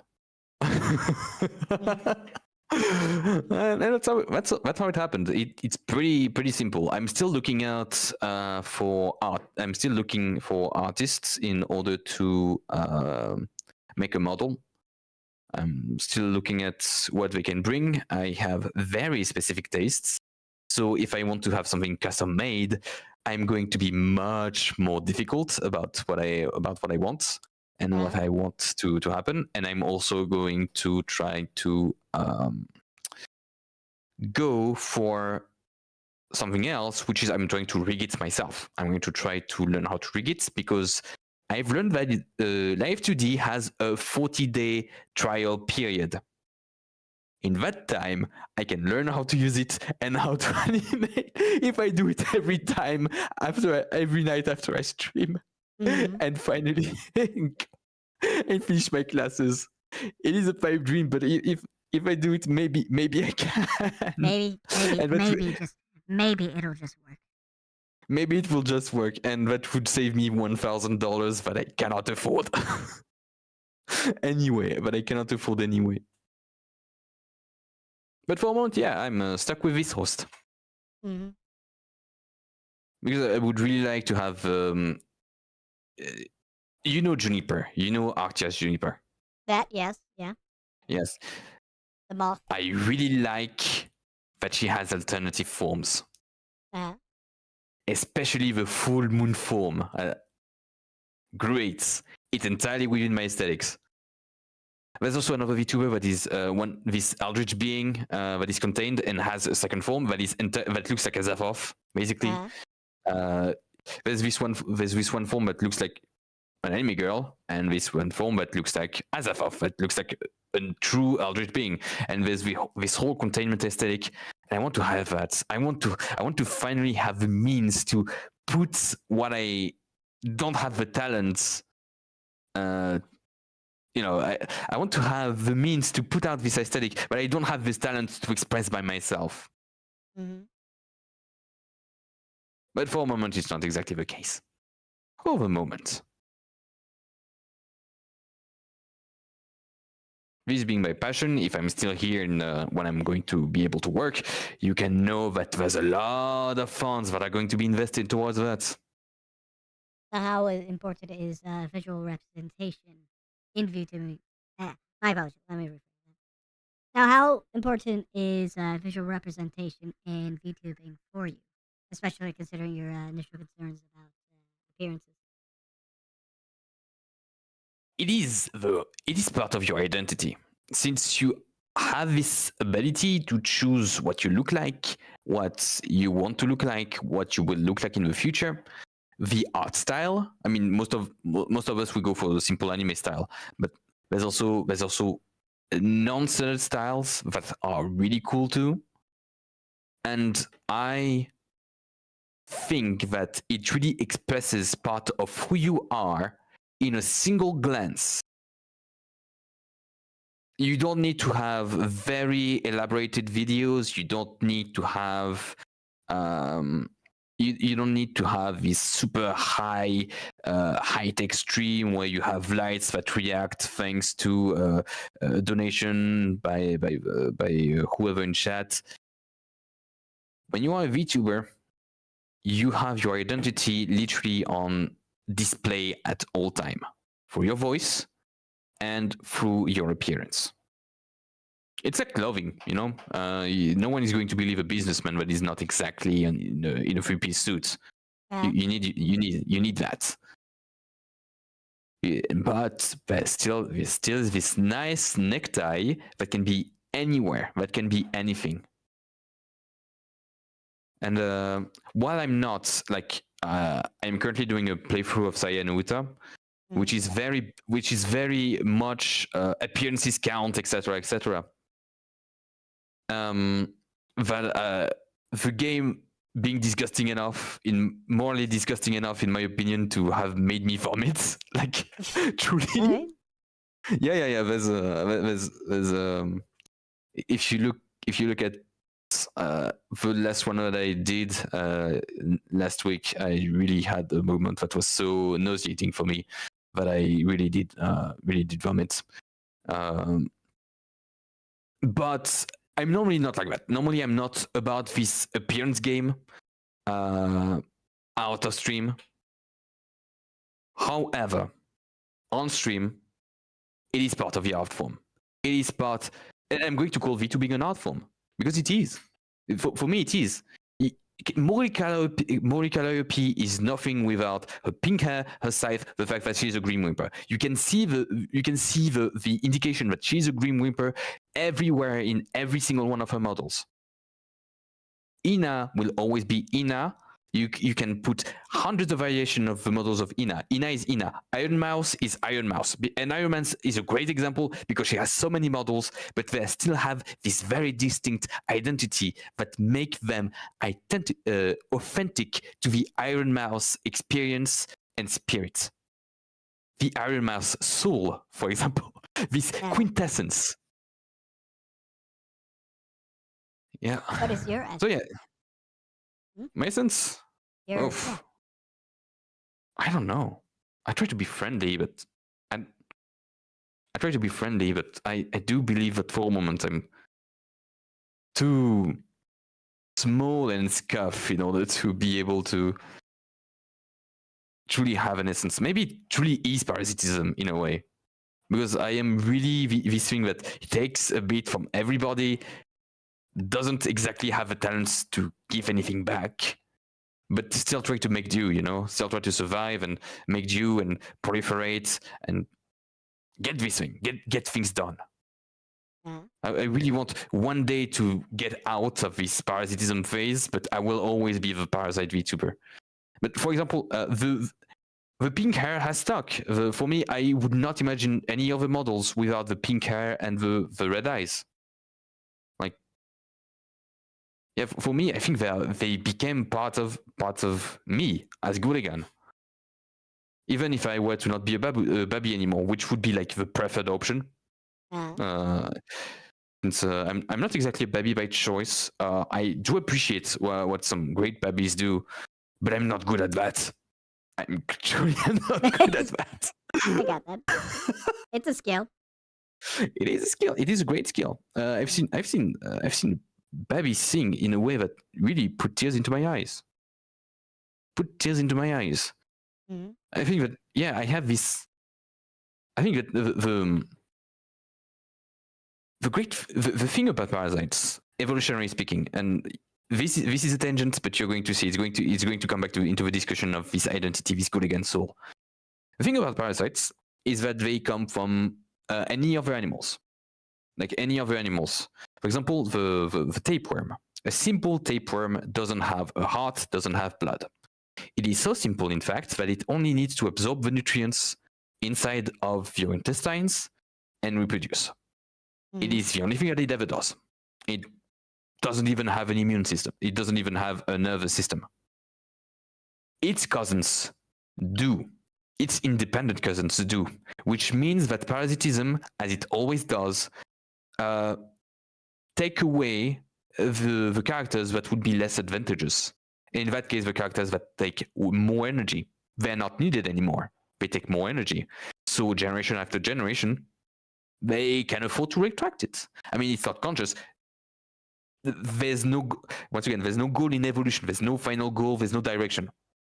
But in that niche of parasitism, especially as a tapeworm, if we live in a very nutrient-rich environment, well, you don't need a mouth. Because if you are thin enough to absorb all the nutrients, you don't need a mouth, and you don't need a blood to circulate the nutrients. You can just get them inside of you through your skin and get them outside of you through your skin even. And after that, you have a reproductive system and you're good. Parasites are very simple. And I forgot where this tangent was going. I was asking for your essence. That's the thing. That's the thing about this good against soul is about what VTuber is, and I had to work without connection, without any previous connections, without any previous material. But I've had to build a rig for my rig is literally made out of whatever I could find. Without any previous knowledge about OBS, etc. OBS is the first time that I used. I used another streaming software before that was way less elaborate. Without any of that, and more, I'm becoming more adept at minimizing the quote-unquote expenses, the anatomical expenses, to have more quality. And that's what I am. And I'm trying to get out of this parasitism phase. I'm trying to get more material. I'm trying to get more. I'm trying to get a true model made for myself. You know, the Gure model, the Gure experience. I'm trying to get better at editing. Maybe one day I will pay for an editing software. Maybe finally I will be able to afford things and get the quality of the streams go on and make the experience more enjoyable, both for the viewers and for myself as a streamer. Gotcha. Yeah. So I'm trying to re-evolve my vascular system. I got that. Yeah. So how do you want to foster your community? How do you want to encourage engagement amongst your members or followers? Well, I was thinking about movie nights, except that most of my viewers for a moment don't really like movies, so it came to the toilets. Yeah, too long for them. Too long. I have Zoomers. Oh my god, the younger Zoomers. Oh gosh, can't appreciate it. Can't appreciate anything above like 30 seconds. Great. It's all right. Afterwards, at the bottom of the screen, don't worry. There's going to be a soap cutting video. Don't worry, it's going to get your attention. And there's Leon that is going to dance the greedy. Don't worry about that. You're going to stay here. Yeah. I've actually saw a video with Vsauce that it's describing like that's kind of fine. It's not really a attention thing. It's more like your brain can somewhat no. Your brain can focus on multiple things or like multiple screens at the same time. Yeah. So I don't think that soap cutting thing is really a big issue. Though it is very trendy. I'll admit. It is extremely trendy. Extremely trendy. Yeah. Thanks to you. How do you want to foster the more educational side of your community, or at least members that would like to see more of your educational content, or should we call it edutainment? Yeah. I think for a moment it's still in workshop. It is very much still in workshop because I've been thinking about doing this education material for about a year since I ever began. Because okay, I'm going to talk about something, and I was Tenma Miami did this 9 hours meet and greet. 9 whole hours of meet and greet. I waited for 9 hours to meet Tenma Miami in last June, I think. Last June, and I promised to her that I would finally that I would do this thing where I would do education content. And for about a year, I didn't. And I kicked myself because I was thinking, you are lying to Tenma. You are lying to the streamer that you watch the most. You are lying to the company. Liar. You are liar. Liar.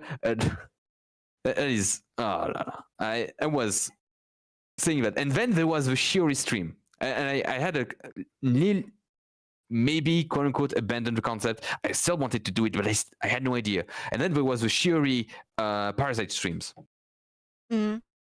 I bet Sherry was definitely like, hey, it's me moment. Was it? It's more like one Shiori. I'm going to look at the camera right now. Shiori, you took my concept. I am the Parasite VTuber here, okay? I say to myself that I'm a fucking parasite every single one of my birthdays, okay? I take it back. The other thing is that she had some things that were wrong. Because I think that what she had was some microscope slides that were annotated, and I think that she had mistaken some things. The thing, when I was starting kit for microscopes, having a microscope is already a big investment. Like a basic microscope costs already hundreds of dollars. Like if you want any quality, you are going to like have thousands of dollars for one microscope. It's horrible. Microscopes are so bad. I hate microscopes as much as I love them. About as much as I love them. You love them, but you don't like their price tag. Oh no. Oh no. There is such a precise. Also, especially high school microscopes, because I was talking about my students about that. My actual students. High school microscopes are always shit because people put their hands on the little the little objective. The lens. The thing that houses the lens. I'm not so familiar with the terminology, but I understand what you're talking about. Let me look at the anatomy of a microscope. Anatomy. Yes. Yeah, the objective lens. Okay, the objective lenses. You have a nose piece at the very base of a microscope. I'm going to send you the image right there. Yeah, let's go. Come on. Yes, you have a nose piece on this one microscope. It's a very classic microscope, but you would find in any high school. You have the objective lenses, the nose piece. People in high school, students, usually touch the objective lenses. Microscope are so freaking sensitive. They are a very sensitive piece of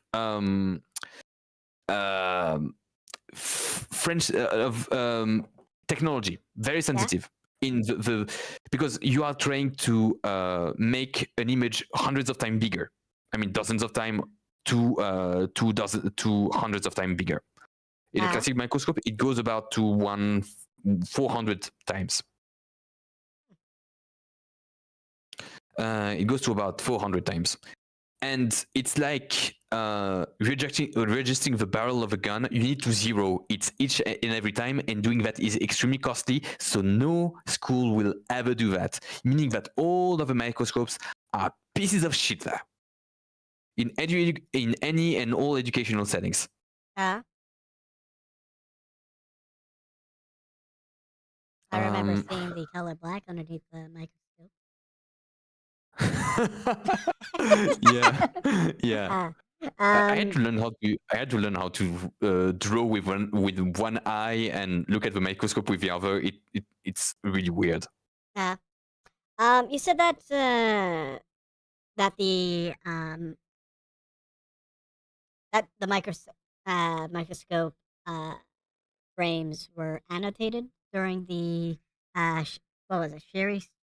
Her name is Sherry, right? I think Sherry. I think that they were annotated. I think it was a starter kit because. Oh, okay. What do you mean? What do you mean by annotated, by chance? You usually have a name and a body part on a microscope because those are on a slide. Yeah. You have your glass, you have your sample, and then you have another microplane of glass. Yeah. And usually it's fixed using paraffin. So you have your thing, it is fixated, it has colors. Because usually things are completely transparent, so you need to color them in order to be able to see them. What happened is that she very clearly made an error about two samples that were very distinct from each other.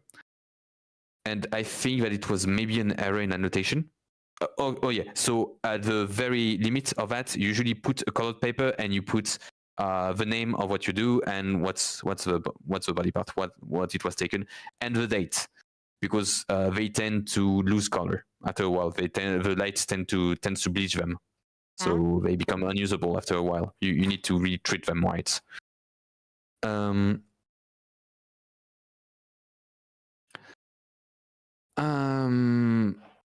So I don't remember exactly where she was mistaken but it was pretty big. It was pretty distinct, and I said to myself, "Yeah, I'm not going to comment on that. I'm not going to do a response to that, but I'm You're not gonna definitely do going to the, react to that. I'm going to react to that by making my own concept, I by see. kickstarting the thing." I see. You're not doing the. Actually, you're just gonna take the topic and then expand on it. Yeah, pretty much. Especially Okay. since it has been one full year that I was a Parasite Vtuber, and I've done what video games that were associated with Parasites a bit, and after that I came about nothing. No, I wanted to make people learn about Parasites and their beauty. So hey, I'm trying to. Originality. Yeah, I'm trying to do my best, and now the concept technically is quote unquote taken, but it The is still my concept concept. is mainstream, is a mainstream niche. It can become mainstream with Sherry, but I don't think that anyone else is doing it right now. Like biology, like full biology VTubers, I don't see it. Like there's I this got that. I remember. there's this astronomy cat that is Yeah. a biology scientist too. She also is, but I haven't seen her doing any scientific vulgarization. So I said to myself, okay, yeah, free real estate. I'm going to install myself there. I'm going to make my tent here, and this is my niche now. So, no, yeah. I feel that. I remember finding out about a archaeologist VTuber, and I don't ever recall seeing a lot of what you said, like scientific or at least like anthropological vulgarization. I could, of course, be wrong, but whenever I do pop into her streams, it's not usually about her work, you know. Yeah. But, I guess. Which I To each understand. their I own. understand. Sometimes they just want to blow off steam, and they have this concept. Sometimes they can comment on it, and they separate work from that. I don't want to do that. I want to do that because now science has become this passion project. Now it's no longer my work, so it doesn't have to be work anymore. I got that. And before, when it was work, it wasn't really work. It was just literally just my life. I woke up at 5 a.m., went to the lab at 8 a.m., went out of the lab at 8 p.m., and I was a fucking intern. If I were to be a PhD student, I would also be there the weekends. I see.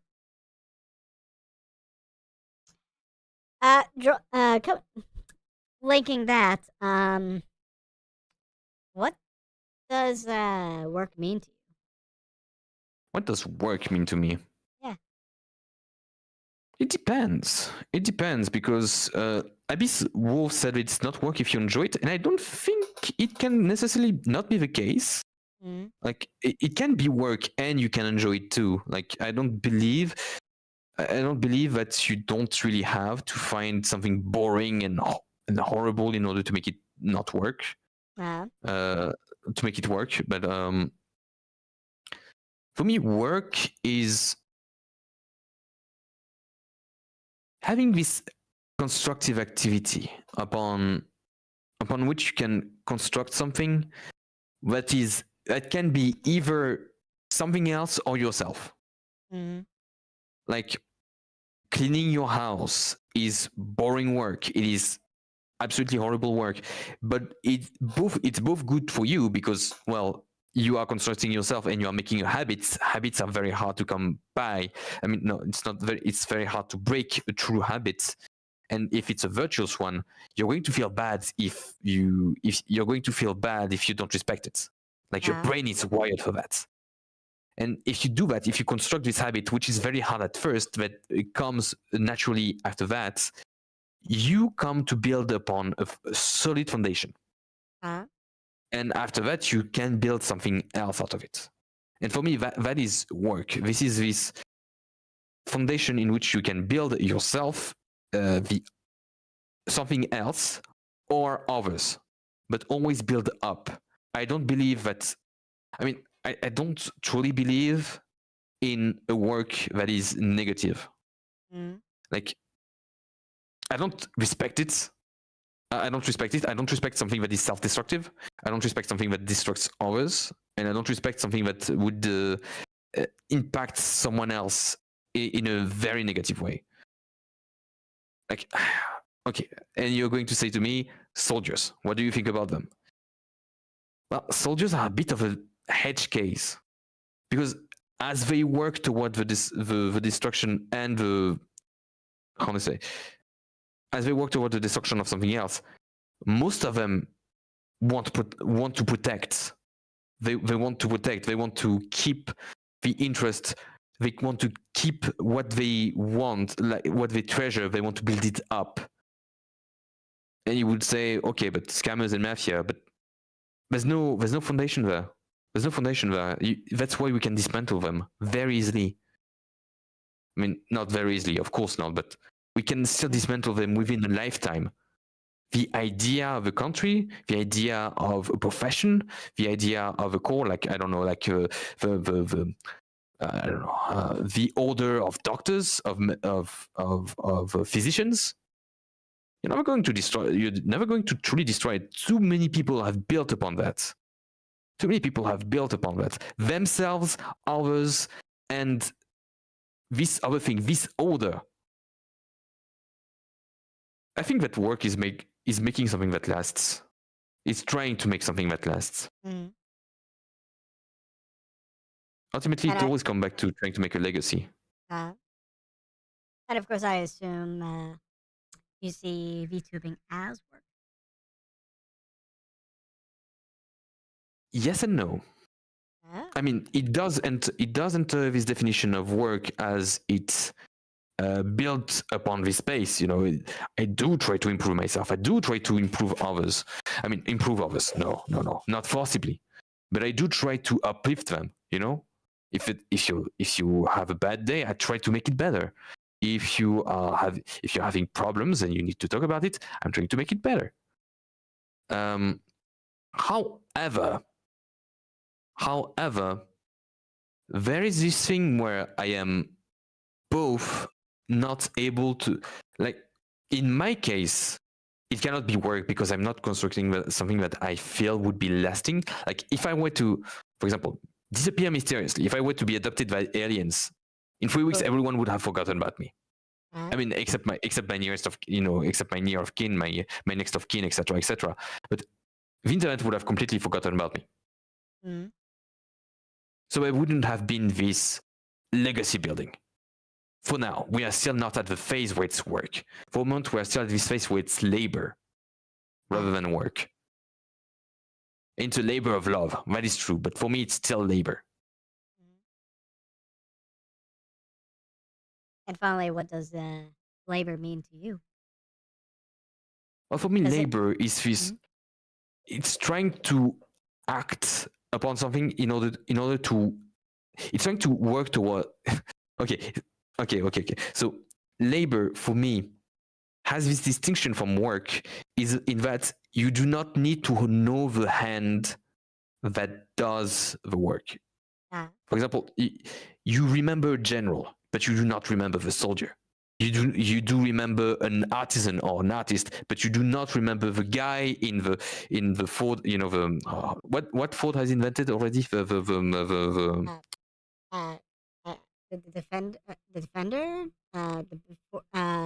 castle builder. No. Ford, the auto constructor. He has made the chain work. I don't remember. This division of work. How is it called again? You remember Ford, but you cannot remember any other laborers in his line. Mm-hmm. It doesn't bear your name. Labor does not bear your name. If you work upon the earth, you do a labor. I mean, conveyor belt, yeah. Let me look at the definition. Let me look at the translation because I know exactly what I'm talking about in French. Problem is trying to remember what it's like in English.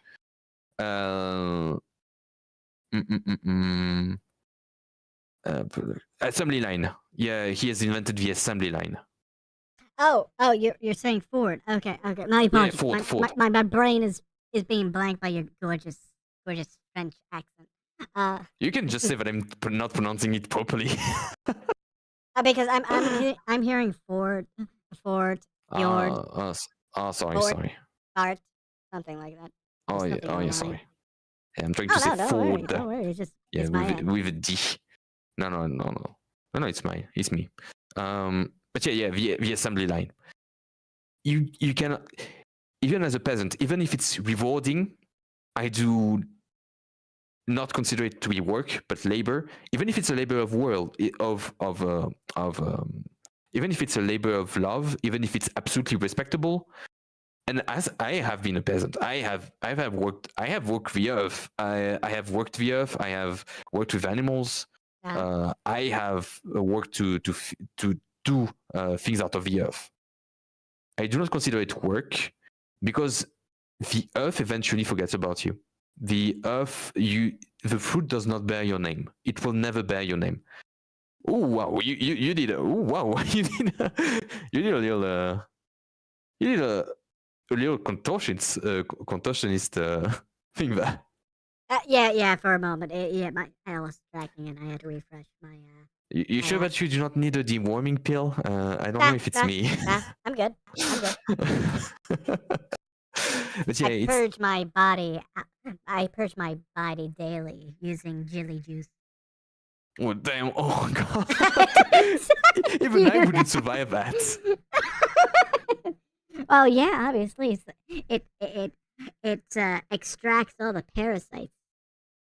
Oh yeah.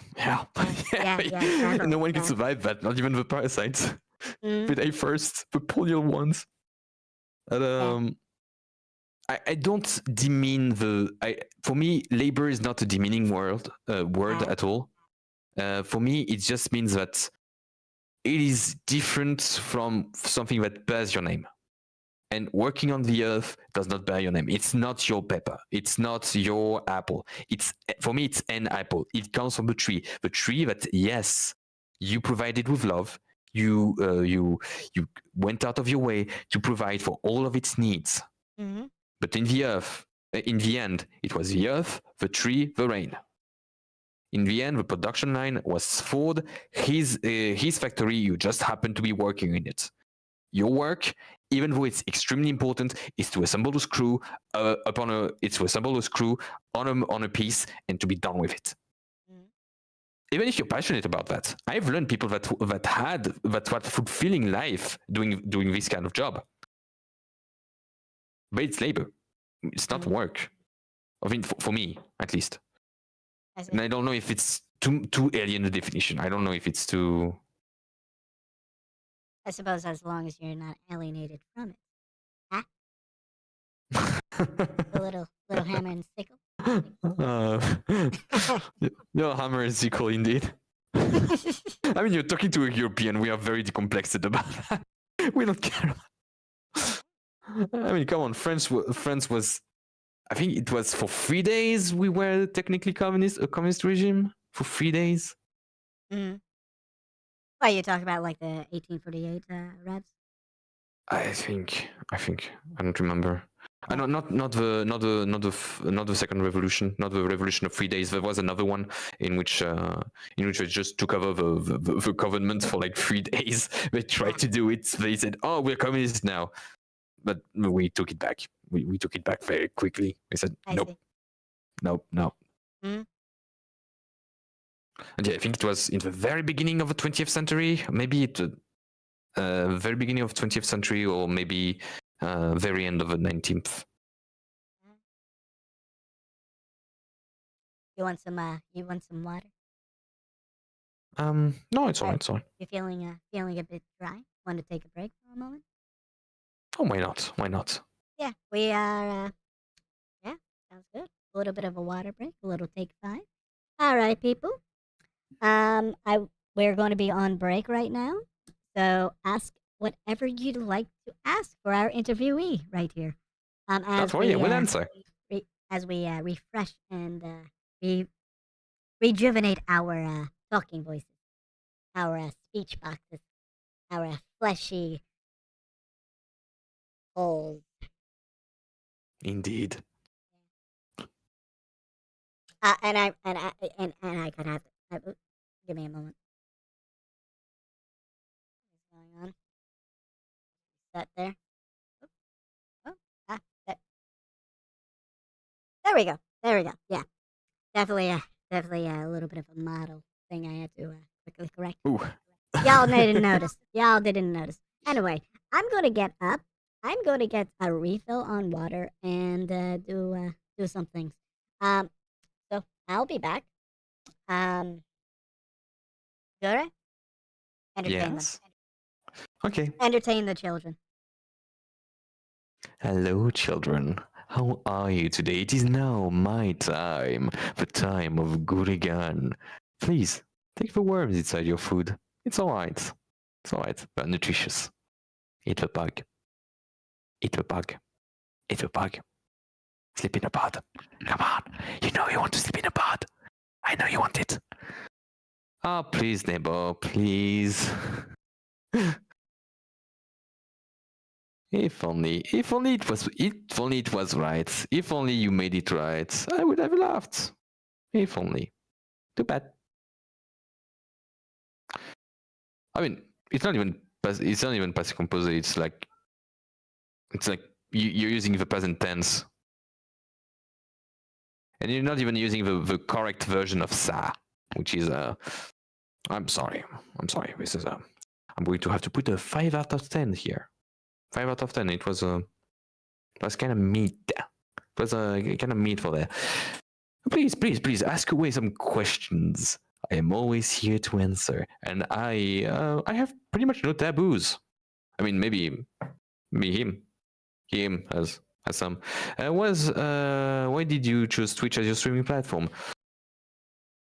Because at the very beginning, I had this thing where I wanted to say that YouTube wasn't exactly going. I didn't have exactly a great relationship with YouTube. Not exactly a great one. I was way too afraid that my concepts would be demonetized extremely quickly and shut down. I've come to get over that fear because I'm not a little coward anymore. So even if I get my channel destroyed, I don't care. I still, like I said, for the moment, I'm still in this labor phase. I'm still in this phase where I'm going to be forgotten in about 3 weeks. After that, I did French language to create in first class. The teacher was rarely there, and second was fine, but I didn't really learn that much. Oof. Yeah, there's a more elegant way to say that you fucked my mother. Come on.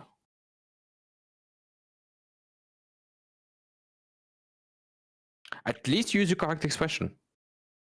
Too bad that it's not exactly good in the tense and in the adverb.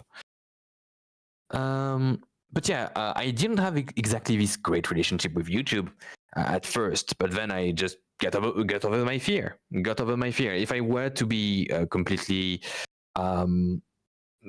destroyed from the face of YouTube, first, I still have Twitch. Second, I have options in order to make a new channel. And third, well, I am way too much into my own, way into my own hype as the guy that doesn't care about, or as a parasite that doesn't care about anything that happens to his channel to really care. Please don't. Still, if it's not warranted, do not signal my channel, please. It's just that, yeah, I don't. If it's gone, it's gone. That's all. I'm not going to. What am I going to lose exactly? 35 subscribers. I mean, Hey, sure. little mama. Let me whisper in your ear something you'd like to hear. You can save 15% or more on car insurance. May I ask, is English a second language to you? Yes, it is. Technically, it would be like, yeah, a second language. I had Spanish as a third. I was very fluent in Spanish once upon a time. I've forgotten almost everything about it. I also, when I was 4 years old, I spoke more Arabic than French, but I forgot all of it too because reasons. Most of it being that the French education system does not really support Arabic. It doesn't really. And yeah, I forgot all of it. Mm. Parasite, do you take good care of your hosts or is it the contrary? I try to take good care of my host because I can't really afford to die. If the host die, I die. That's how it works. Symbiosis Of course, is very important. Yeah. Is it English hard to learn? Hope I don't come across as rude. It was really hard to learn. Not going to lie. I mean, constant improvement. And what you see right now is what I consider to be pathetic, but is the source of nearly like. It's about how much time has it been? About What? For the stream right here? Or?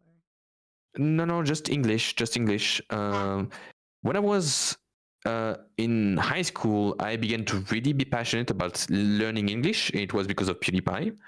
I was among the 500,000 first subscribers.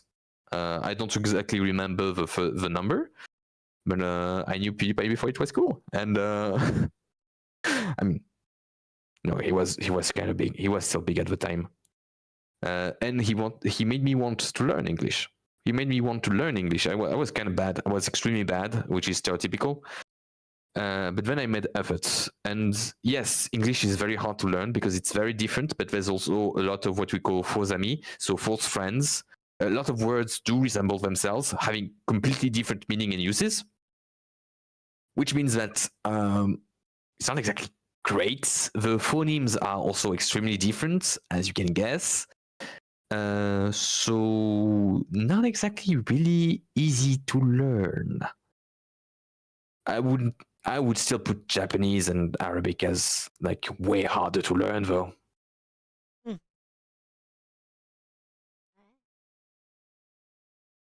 y'all have any more questions that you'd like to ask Gure here? Please do. I have literally no objections about any questions unless it comes to what is behind the little skull. I have heard English described as three languages in trench coat. Well, because it is a lot of Germanic language with a lot of French influences and some other influences from other Germanic languages. So, yeah, I mean, William the Conqueror is known as Guillaume le Conquérant here, so even the name. Also, isn't the what is? I'm not going to greet that because I know exactly what you're going to say and how it sounds in English. Oh, that, yeah. Yeah. No, it's a classic one. It's a classic one. Tree. Please have more imagination. Have more imagination when you try to do these nuts jokes.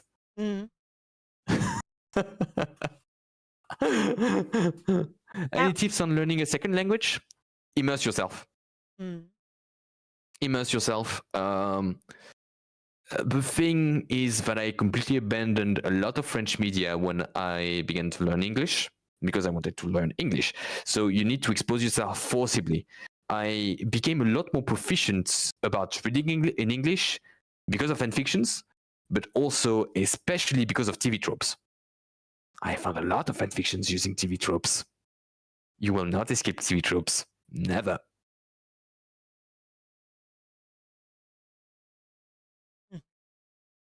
You know, the benefit of being a parasite, you can transfer from host to host, right?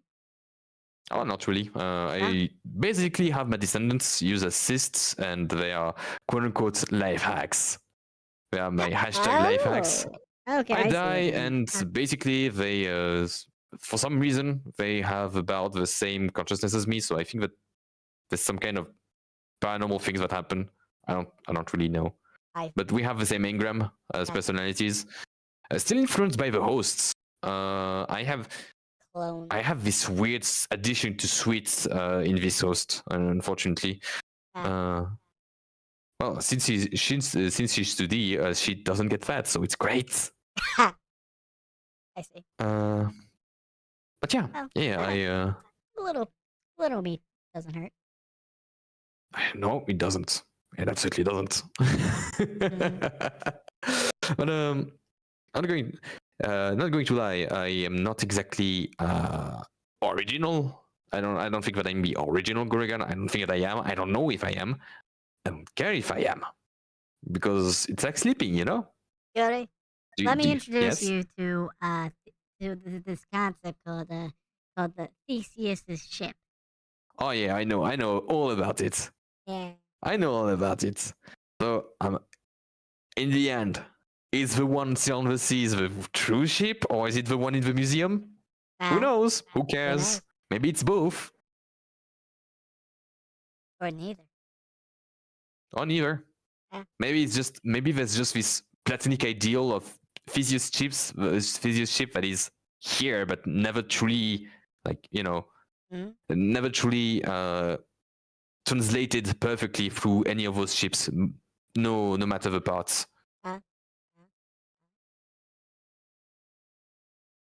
How much do you know about snake anatomy? A bit, but not too much. All right. I do know that they have traditionally two penises. That their spine is really long. That they have basically there's genes for development that are pretty much universal. We call them Hox genes, and they are activated differentially in the timeline of your development in the embryology. And basically, the snake is all rib cage. A snake is just all rib cage because there's the gene that activates and says, okay, this is a rib cage, and it goes on, This is a and rib it goes cage. on, This is a rib and cage. it goes on, This is a rib and cage. it goes on, and it doesn't deactivate until we go basically at the tail. So the snake doesn't have an abdomen. As far as I know, I'm not an expert on snakes, but as far as I know, a snake doesn't have an abdomen. It has a rib cage, a head, and a tail.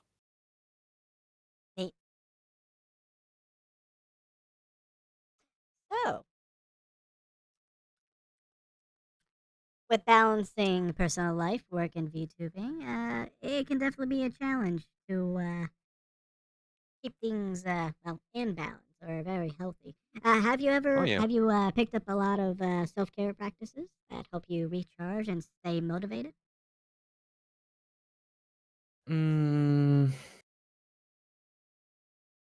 I take care of my hair a lot more. I take care of myself a lot more. Just trying to get into a thing. Snakes an issue in France or where you live? Depends. We do have vipers. We do have a few venomous snakes, but it's not exactly as much of an issue as the other place. And the other place you have, if you want to go to a rock and you basically have to use a stick or use your hand very fast to know if there's a snake or a scorpion under that, because people have died because of that. This is or wasps. Wasps also are literally worse than scorpions. Let me tell you about that. They're way worse. Aggressive. The scorpion is going to mind its own business. If it's only if you really put your hand on it, that it's going to sting you and kill you. But a wasp doesn't care. You disturb its nest, and yeah. Oh, these snakes are awful. Oh yeah, yeah, I can understand that. Oh yeah, definitely. Yeah, definitely. Thankfully, I only ever had vipers of differing lethality, but most of them are adders. And are they adders? What is an adder already? It's definitely poison. Oh yeah, but it's not an adder. Most of them are not adders. Most of them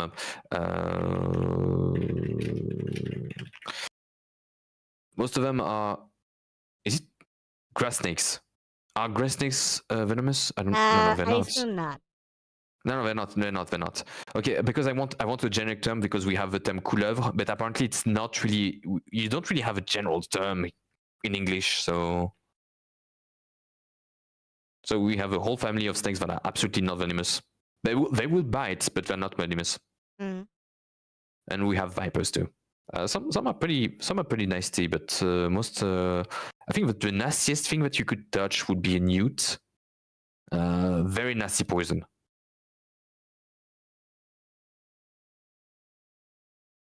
Like there's in the south we have this newt that that literally pierces its skin with its rib cage, and it basically like stings you with its rib cage and injects you with some poison that is really bad. Also rockfish. Rockfish are the worst. Stonefish. Stonefish. Oh, yeah. So, how do you measure the growth and success of your VTuber channel? And what milestones are you aiming for? I really would like to have 200 followers on Twitch before one more year, because growth. What do you mean growth? I'm not exactly growing here. I'm more like going in a straight line. If this line was about as perpendicular as you can have it from the origin, from the x-axis. Yeah, it's the x-axis. Yeah. Unfortunately, no. Growth is not really realistic for me. I've known a few friends that have exploded. Like I really like Atlas, so AT TLS. He is purposely streaming anytime, anywhere, without regularity, in order to make his growth way slower, which is a problem that I wish I had. Yeah. Growing slowly to us little Yeah. creatures. Yeah, for me, I would love to have this problem of having too much people following me. As you know, the grass is always greener. Of course. The grass is always greener elsewhere. So yeah, for a moment, I would really like to grow. Whenever when I've discovered Chocolate VTuber, Chocolate VT, I was losing my mind. Because she began about 3-4 months ago, and she is already multiple orders of magnitude bigger than me. And yeah, that's what I've seen most of the time. People tend to surpass me by quite an order of magnitude, and I've managed a few collabs. I mean, you included. You surpassed me in quite an order of magnitude. I'm going to say, but I did manage quite a few collabs, and I have to say I love it. I do love it. I really do hope that I'm once again worthy of such an occasion. I'm asking for such a thing. But yeah, I'm not exactly the most discovered or looked at VTuber. I think that like you said, my interests are pretty basic. I'm very vanilla. Even if I am the Parasite VTuber, I am very vanilla as a person. Even annoying, even kind of extremely annoying. And to be completely honest, I don't even know why people watch me. I don't even know what. I'm not even good at video games, you know. When I play video games, I'm not even good at them. So maybe some questions are better left unanswered. Yeah. You know, I'm not going to look at a gift horse in the mouth. If people watch me, they watch me. It is their freedom, and I'm all the more loving for it. No, your questions were not rude. Are there specific milestones or projects you're excited about achieving in the coming months or maybe years? Like I said, 200 followers on Twitch is going to have the right for a 24 hours Disco Elysium stream. Yeah, but I need to prepare because it's freaking 24 hours. I got that. I did endurance stream of 12 hours, but 24 hours is something else. But I need to get to 200 first, so I still have time to prepare for that. What else? I would really like to get 10 subscribers on Twitch, because after that we are able to have badges that I have prepared. I have prepared Twitch badges. Like holy hell, I have them on hand at the very instant that I have those 10 subscribers. To have those points, to have the badges available, boom, badges. There. And more emotes. I would really like to have more emotes. I draw them myself most of the time. So being able to use emotes on YouTube, that would be nice. That would be so nice. Yeah, that's that. For a moment, my hopes are pretty much going pretty much on the ground. So for a moment, I have small goals and small expectations for them. I just the main thing that I want to do is I don't want to do something that's half-assed. So that's why I have moderate, very small expectations and even smaller, projects for that because I want them and I want them done right. All right. Yeah. You mentioned earlier you want to get put out some shorts. How do you plan on doing that? I have a lot of VODs that I need to edit because I have classes that I want to make supercuts out of them. What Parasite Vtuber? Do you know Jamie? No, I do not know Jamie. I have supercuts that I want to make out of my videos. Especially, I have this Elden Punch series. That is just me going through Elden Ring using a challenge that without armor and without any weapon except the cestus. Jimmy, nice one, nice one, Leo. Oh, God. Oh, nice. Congratulations, you got me. Got him. Nice. Very nice. And yeah, I want to do supercuts out of my classes, and I want to do shorts out of that too. Holy shit! What the fuck? Who? What? Thanks, Leo. I just had a follower on Twitch. You know, virtual camera thing. Yeah. You know, Leo, my OBS is activated. I know exactly what you're doing. Thank you so much. You don't know what you don't know what it means to me.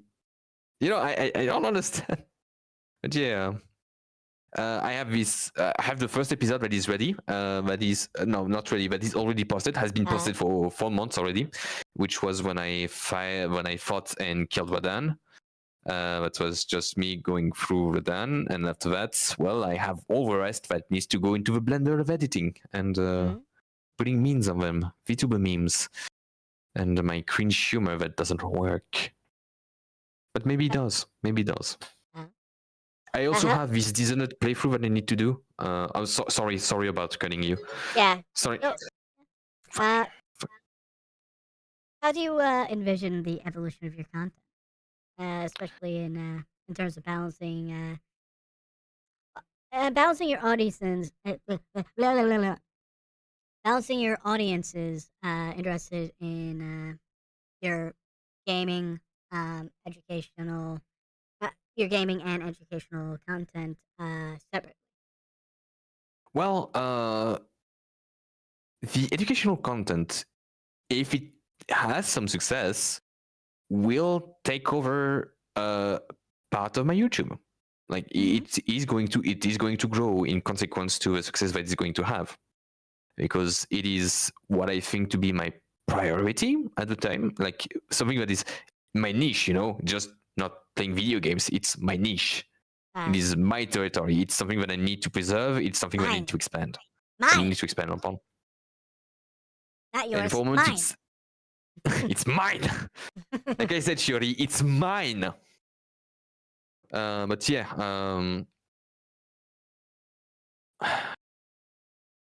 What was I talking about again? I'm sorry. I'm very sorry. Whichever way. Balancing your educational and gaming content. Yes. Yeah. So the educational is going to take place. Is going to take some place from the streaming from video game content. However, I don't think that I will do it more traditionally. I think that I will make YouTube more educational if the series has success. And Twitch more video gamey.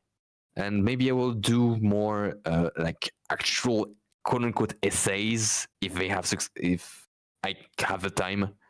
Like actually prepared content where I can actually, you know, take notes, look at more papers to actually prepare them.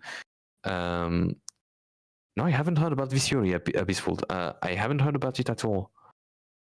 Yeah, I don't like Twitch is good for ephemeral content. Everything that you do on Twitch will eventually disappear. It is the law. And there's also this thing that Twitch doesn't have an algorithm. You are the first in your category, you're put on first. You are the last, you're going to be put last. That is the law there.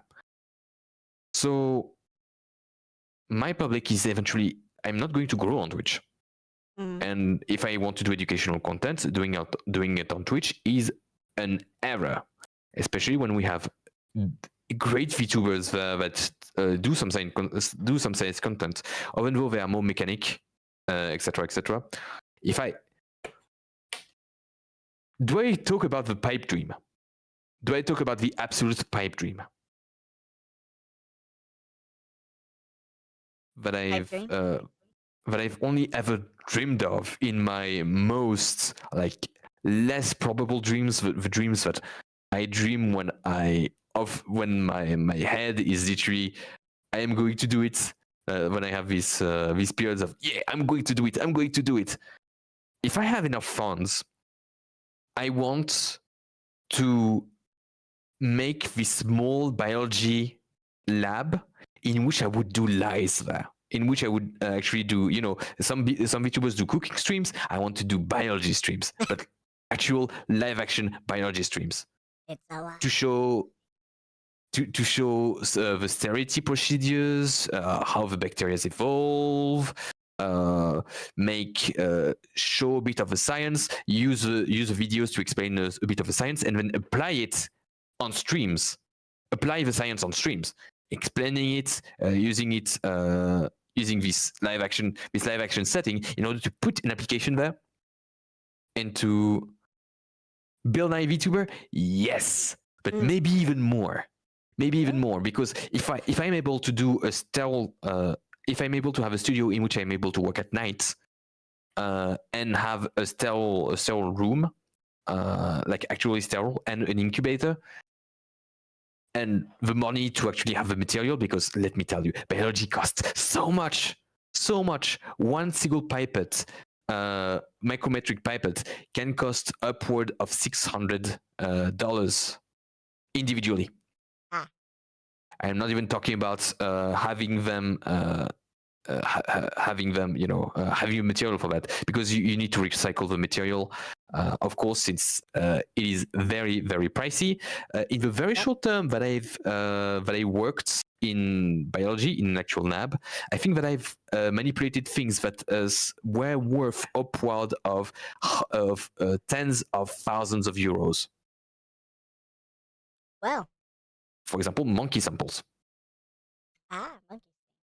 Monkey. Monkey samples, antibodies, 50 microliters of a solution of antibodies costed something like $700 for about 50 UTs, for about, I don't know, 100 utilizations. And 100 goes fast. It goes very fast. So biology, wouldn't it take a while for results to be shown in the biology streams? Depends, because with bacteria, you can see results nearly nightly. You can see if I take bacteria, for example, you can see results, very impressive results. If I do cultivation, bacterial cultivation, you can see it literally overnight.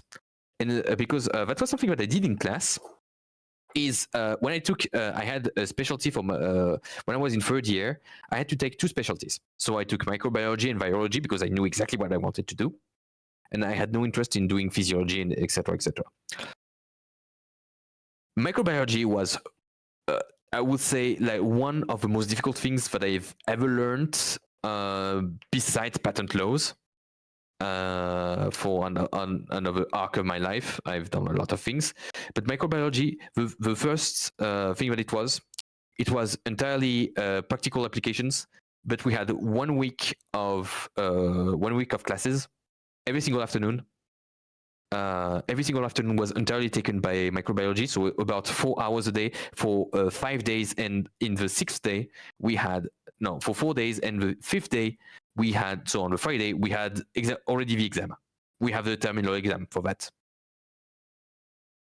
So, and afterwards we had this thing where we had a culture of 5 random bacteria that we needed to characterize after a single week.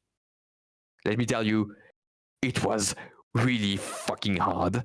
And the professor that I talked about, the one I debated the nature of viruses with, he trains pharmacy students, and pharmacy students are way less prepared to handle microbes than biologists. Let me tell you that. They only had to do like 3 of them, and like very distinct ones.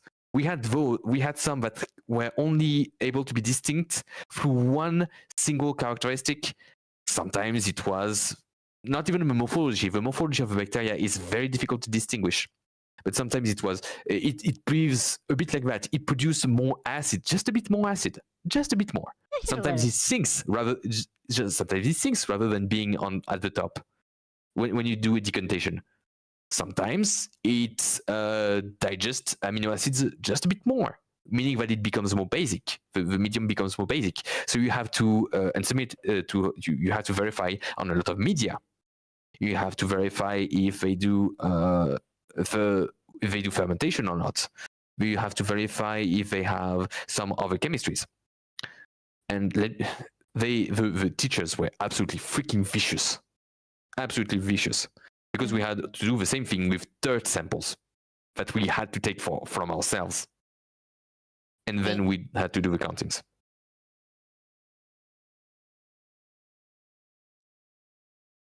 My lord, if only they knew. If only those poor pharmacy students knew. Because they had also... I saw the materials that they had because I was working there. They had way better materials than us. They had way better spaces than us. Come on. So I know how to do a scuff biology thing that can show results pretty quickly. So, to summarize, looking forward to the future, what would you like your legacy to be as a VTuber? How do you hope to have a positive impact on your viewers and the community as a whole?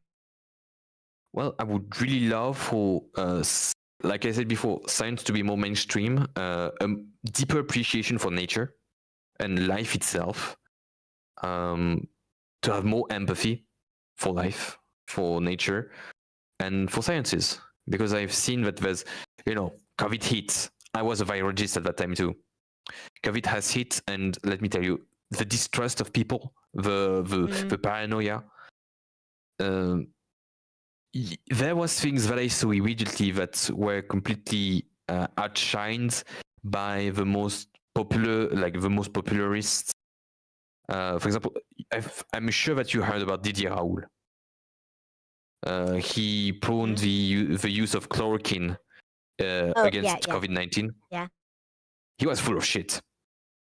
But because he was way popular, he had an enormous H index. I think it's the H index. I don't remember for the papers. I've been way too long out of science. Because he had a way bigger H index because he signed all of the papers that came out of his lab. He didn't have to do anything about that. He was still the first contributor, or the last. I think he always signed as the last contributor. In biology, it's very important. The first contributor is the one that actually writes the paper and do the experiments. Then you have all the contributors in the orders in which they are supposed to be important. And then the last contributor is also the second most important one, because it's the one who is actually the boss. So it's the sponsor. It's both the sponsor and the mentor. So first and last are extremely important in biology. I know that in math they do it in alphabetical order, but in biology it is literally gossip upon the gossip worthy. It is gossip worthy. Let me tell you that. So he always signed himself as the last contributor. So his H indexed, no matter the paper, was also extremely big because he technically participated, quote unquote, to all of the studies, meaning that he was a microbiology superstar. No, he's full of shit. Always was. Yeah. Yeah, but that's academic differences. They are very vicious. They are so vicious. I'm sure that you understand. I'm sure that there has been something that is. And I assume I assume the trickle effect of what you want to do or what you want your science content or education content to be is to like, how do I say, be sort of a light in the cacophony of misinformation. A bit. I'm not saying that my content is especially better, but if we can have a voice that at least has this reach and also encourages also other people to do their own content. For example, I would love to see a mathematician VTuber, that explains math to me, a physician one, a geologist one. If we have this whole Avengers assemble of sciences, of STEM and human sciences, like you do with history, like you do with history too. If we have this whole thing, I think that we can build something. We can actually build something. Like education content is great. Like it's both entertaining and people see value in that because they learn. There's lasting value in there. And if we make it more popular, if we carve out this niche, if we actually do carve out this niche, I'm sure that there's something to be found here, something of real value. How are you feeling right now? I'm feeling good, and you? Be all right. I'm a bit tuckered out. It's 1 a.m. here. Yeah. Want to wrap this up? Oh yeah. Why not? Well, first and foremost, do you have a stream that you want to plug in? A stream that I want to plug in? Yeah. If you want to see very fast action, video game and a Parasite that is that takes time to learn. I'm playing Armored Core on Twitch the day after tomorrow, but tomorrow I'm playing Sayanuta on YouTube. I think that will be a finale, and I think that we will finally kill the characters that we freaking hate. That is what I hate. They like the human values that made me fall in love with humans as a host species. And yeah, and watch Face Connect. They're good girls. They're good girls. Good girls. Love VTubers. Good girls. Pee. Exactly. All right, everyone. Let me just so I am able to read it while my head is turned on the screen. All right, everyone. We will be concluding this episode of the show. Thank you very much for coming to the stream or the VOD. Thank you, Gure, for your time and energy, as well as the presence of your host. You chatters and VOD watchers will be able to find his links down in the description below. Check him out, like, and subscribe. On my end, or at least my plug, I'll definitely be postponing my Pokemon stream tonight by an hour. So I'll be coming back on in give or take an hour and a half, just so I can recharge my batteries and maybe eat something. Anyway, so without further ado, I'll see y'all later. Goodbye. Thank you, everyone. Goodbye. Thank you for hosting me. Goodbye. Have a good time. Bye.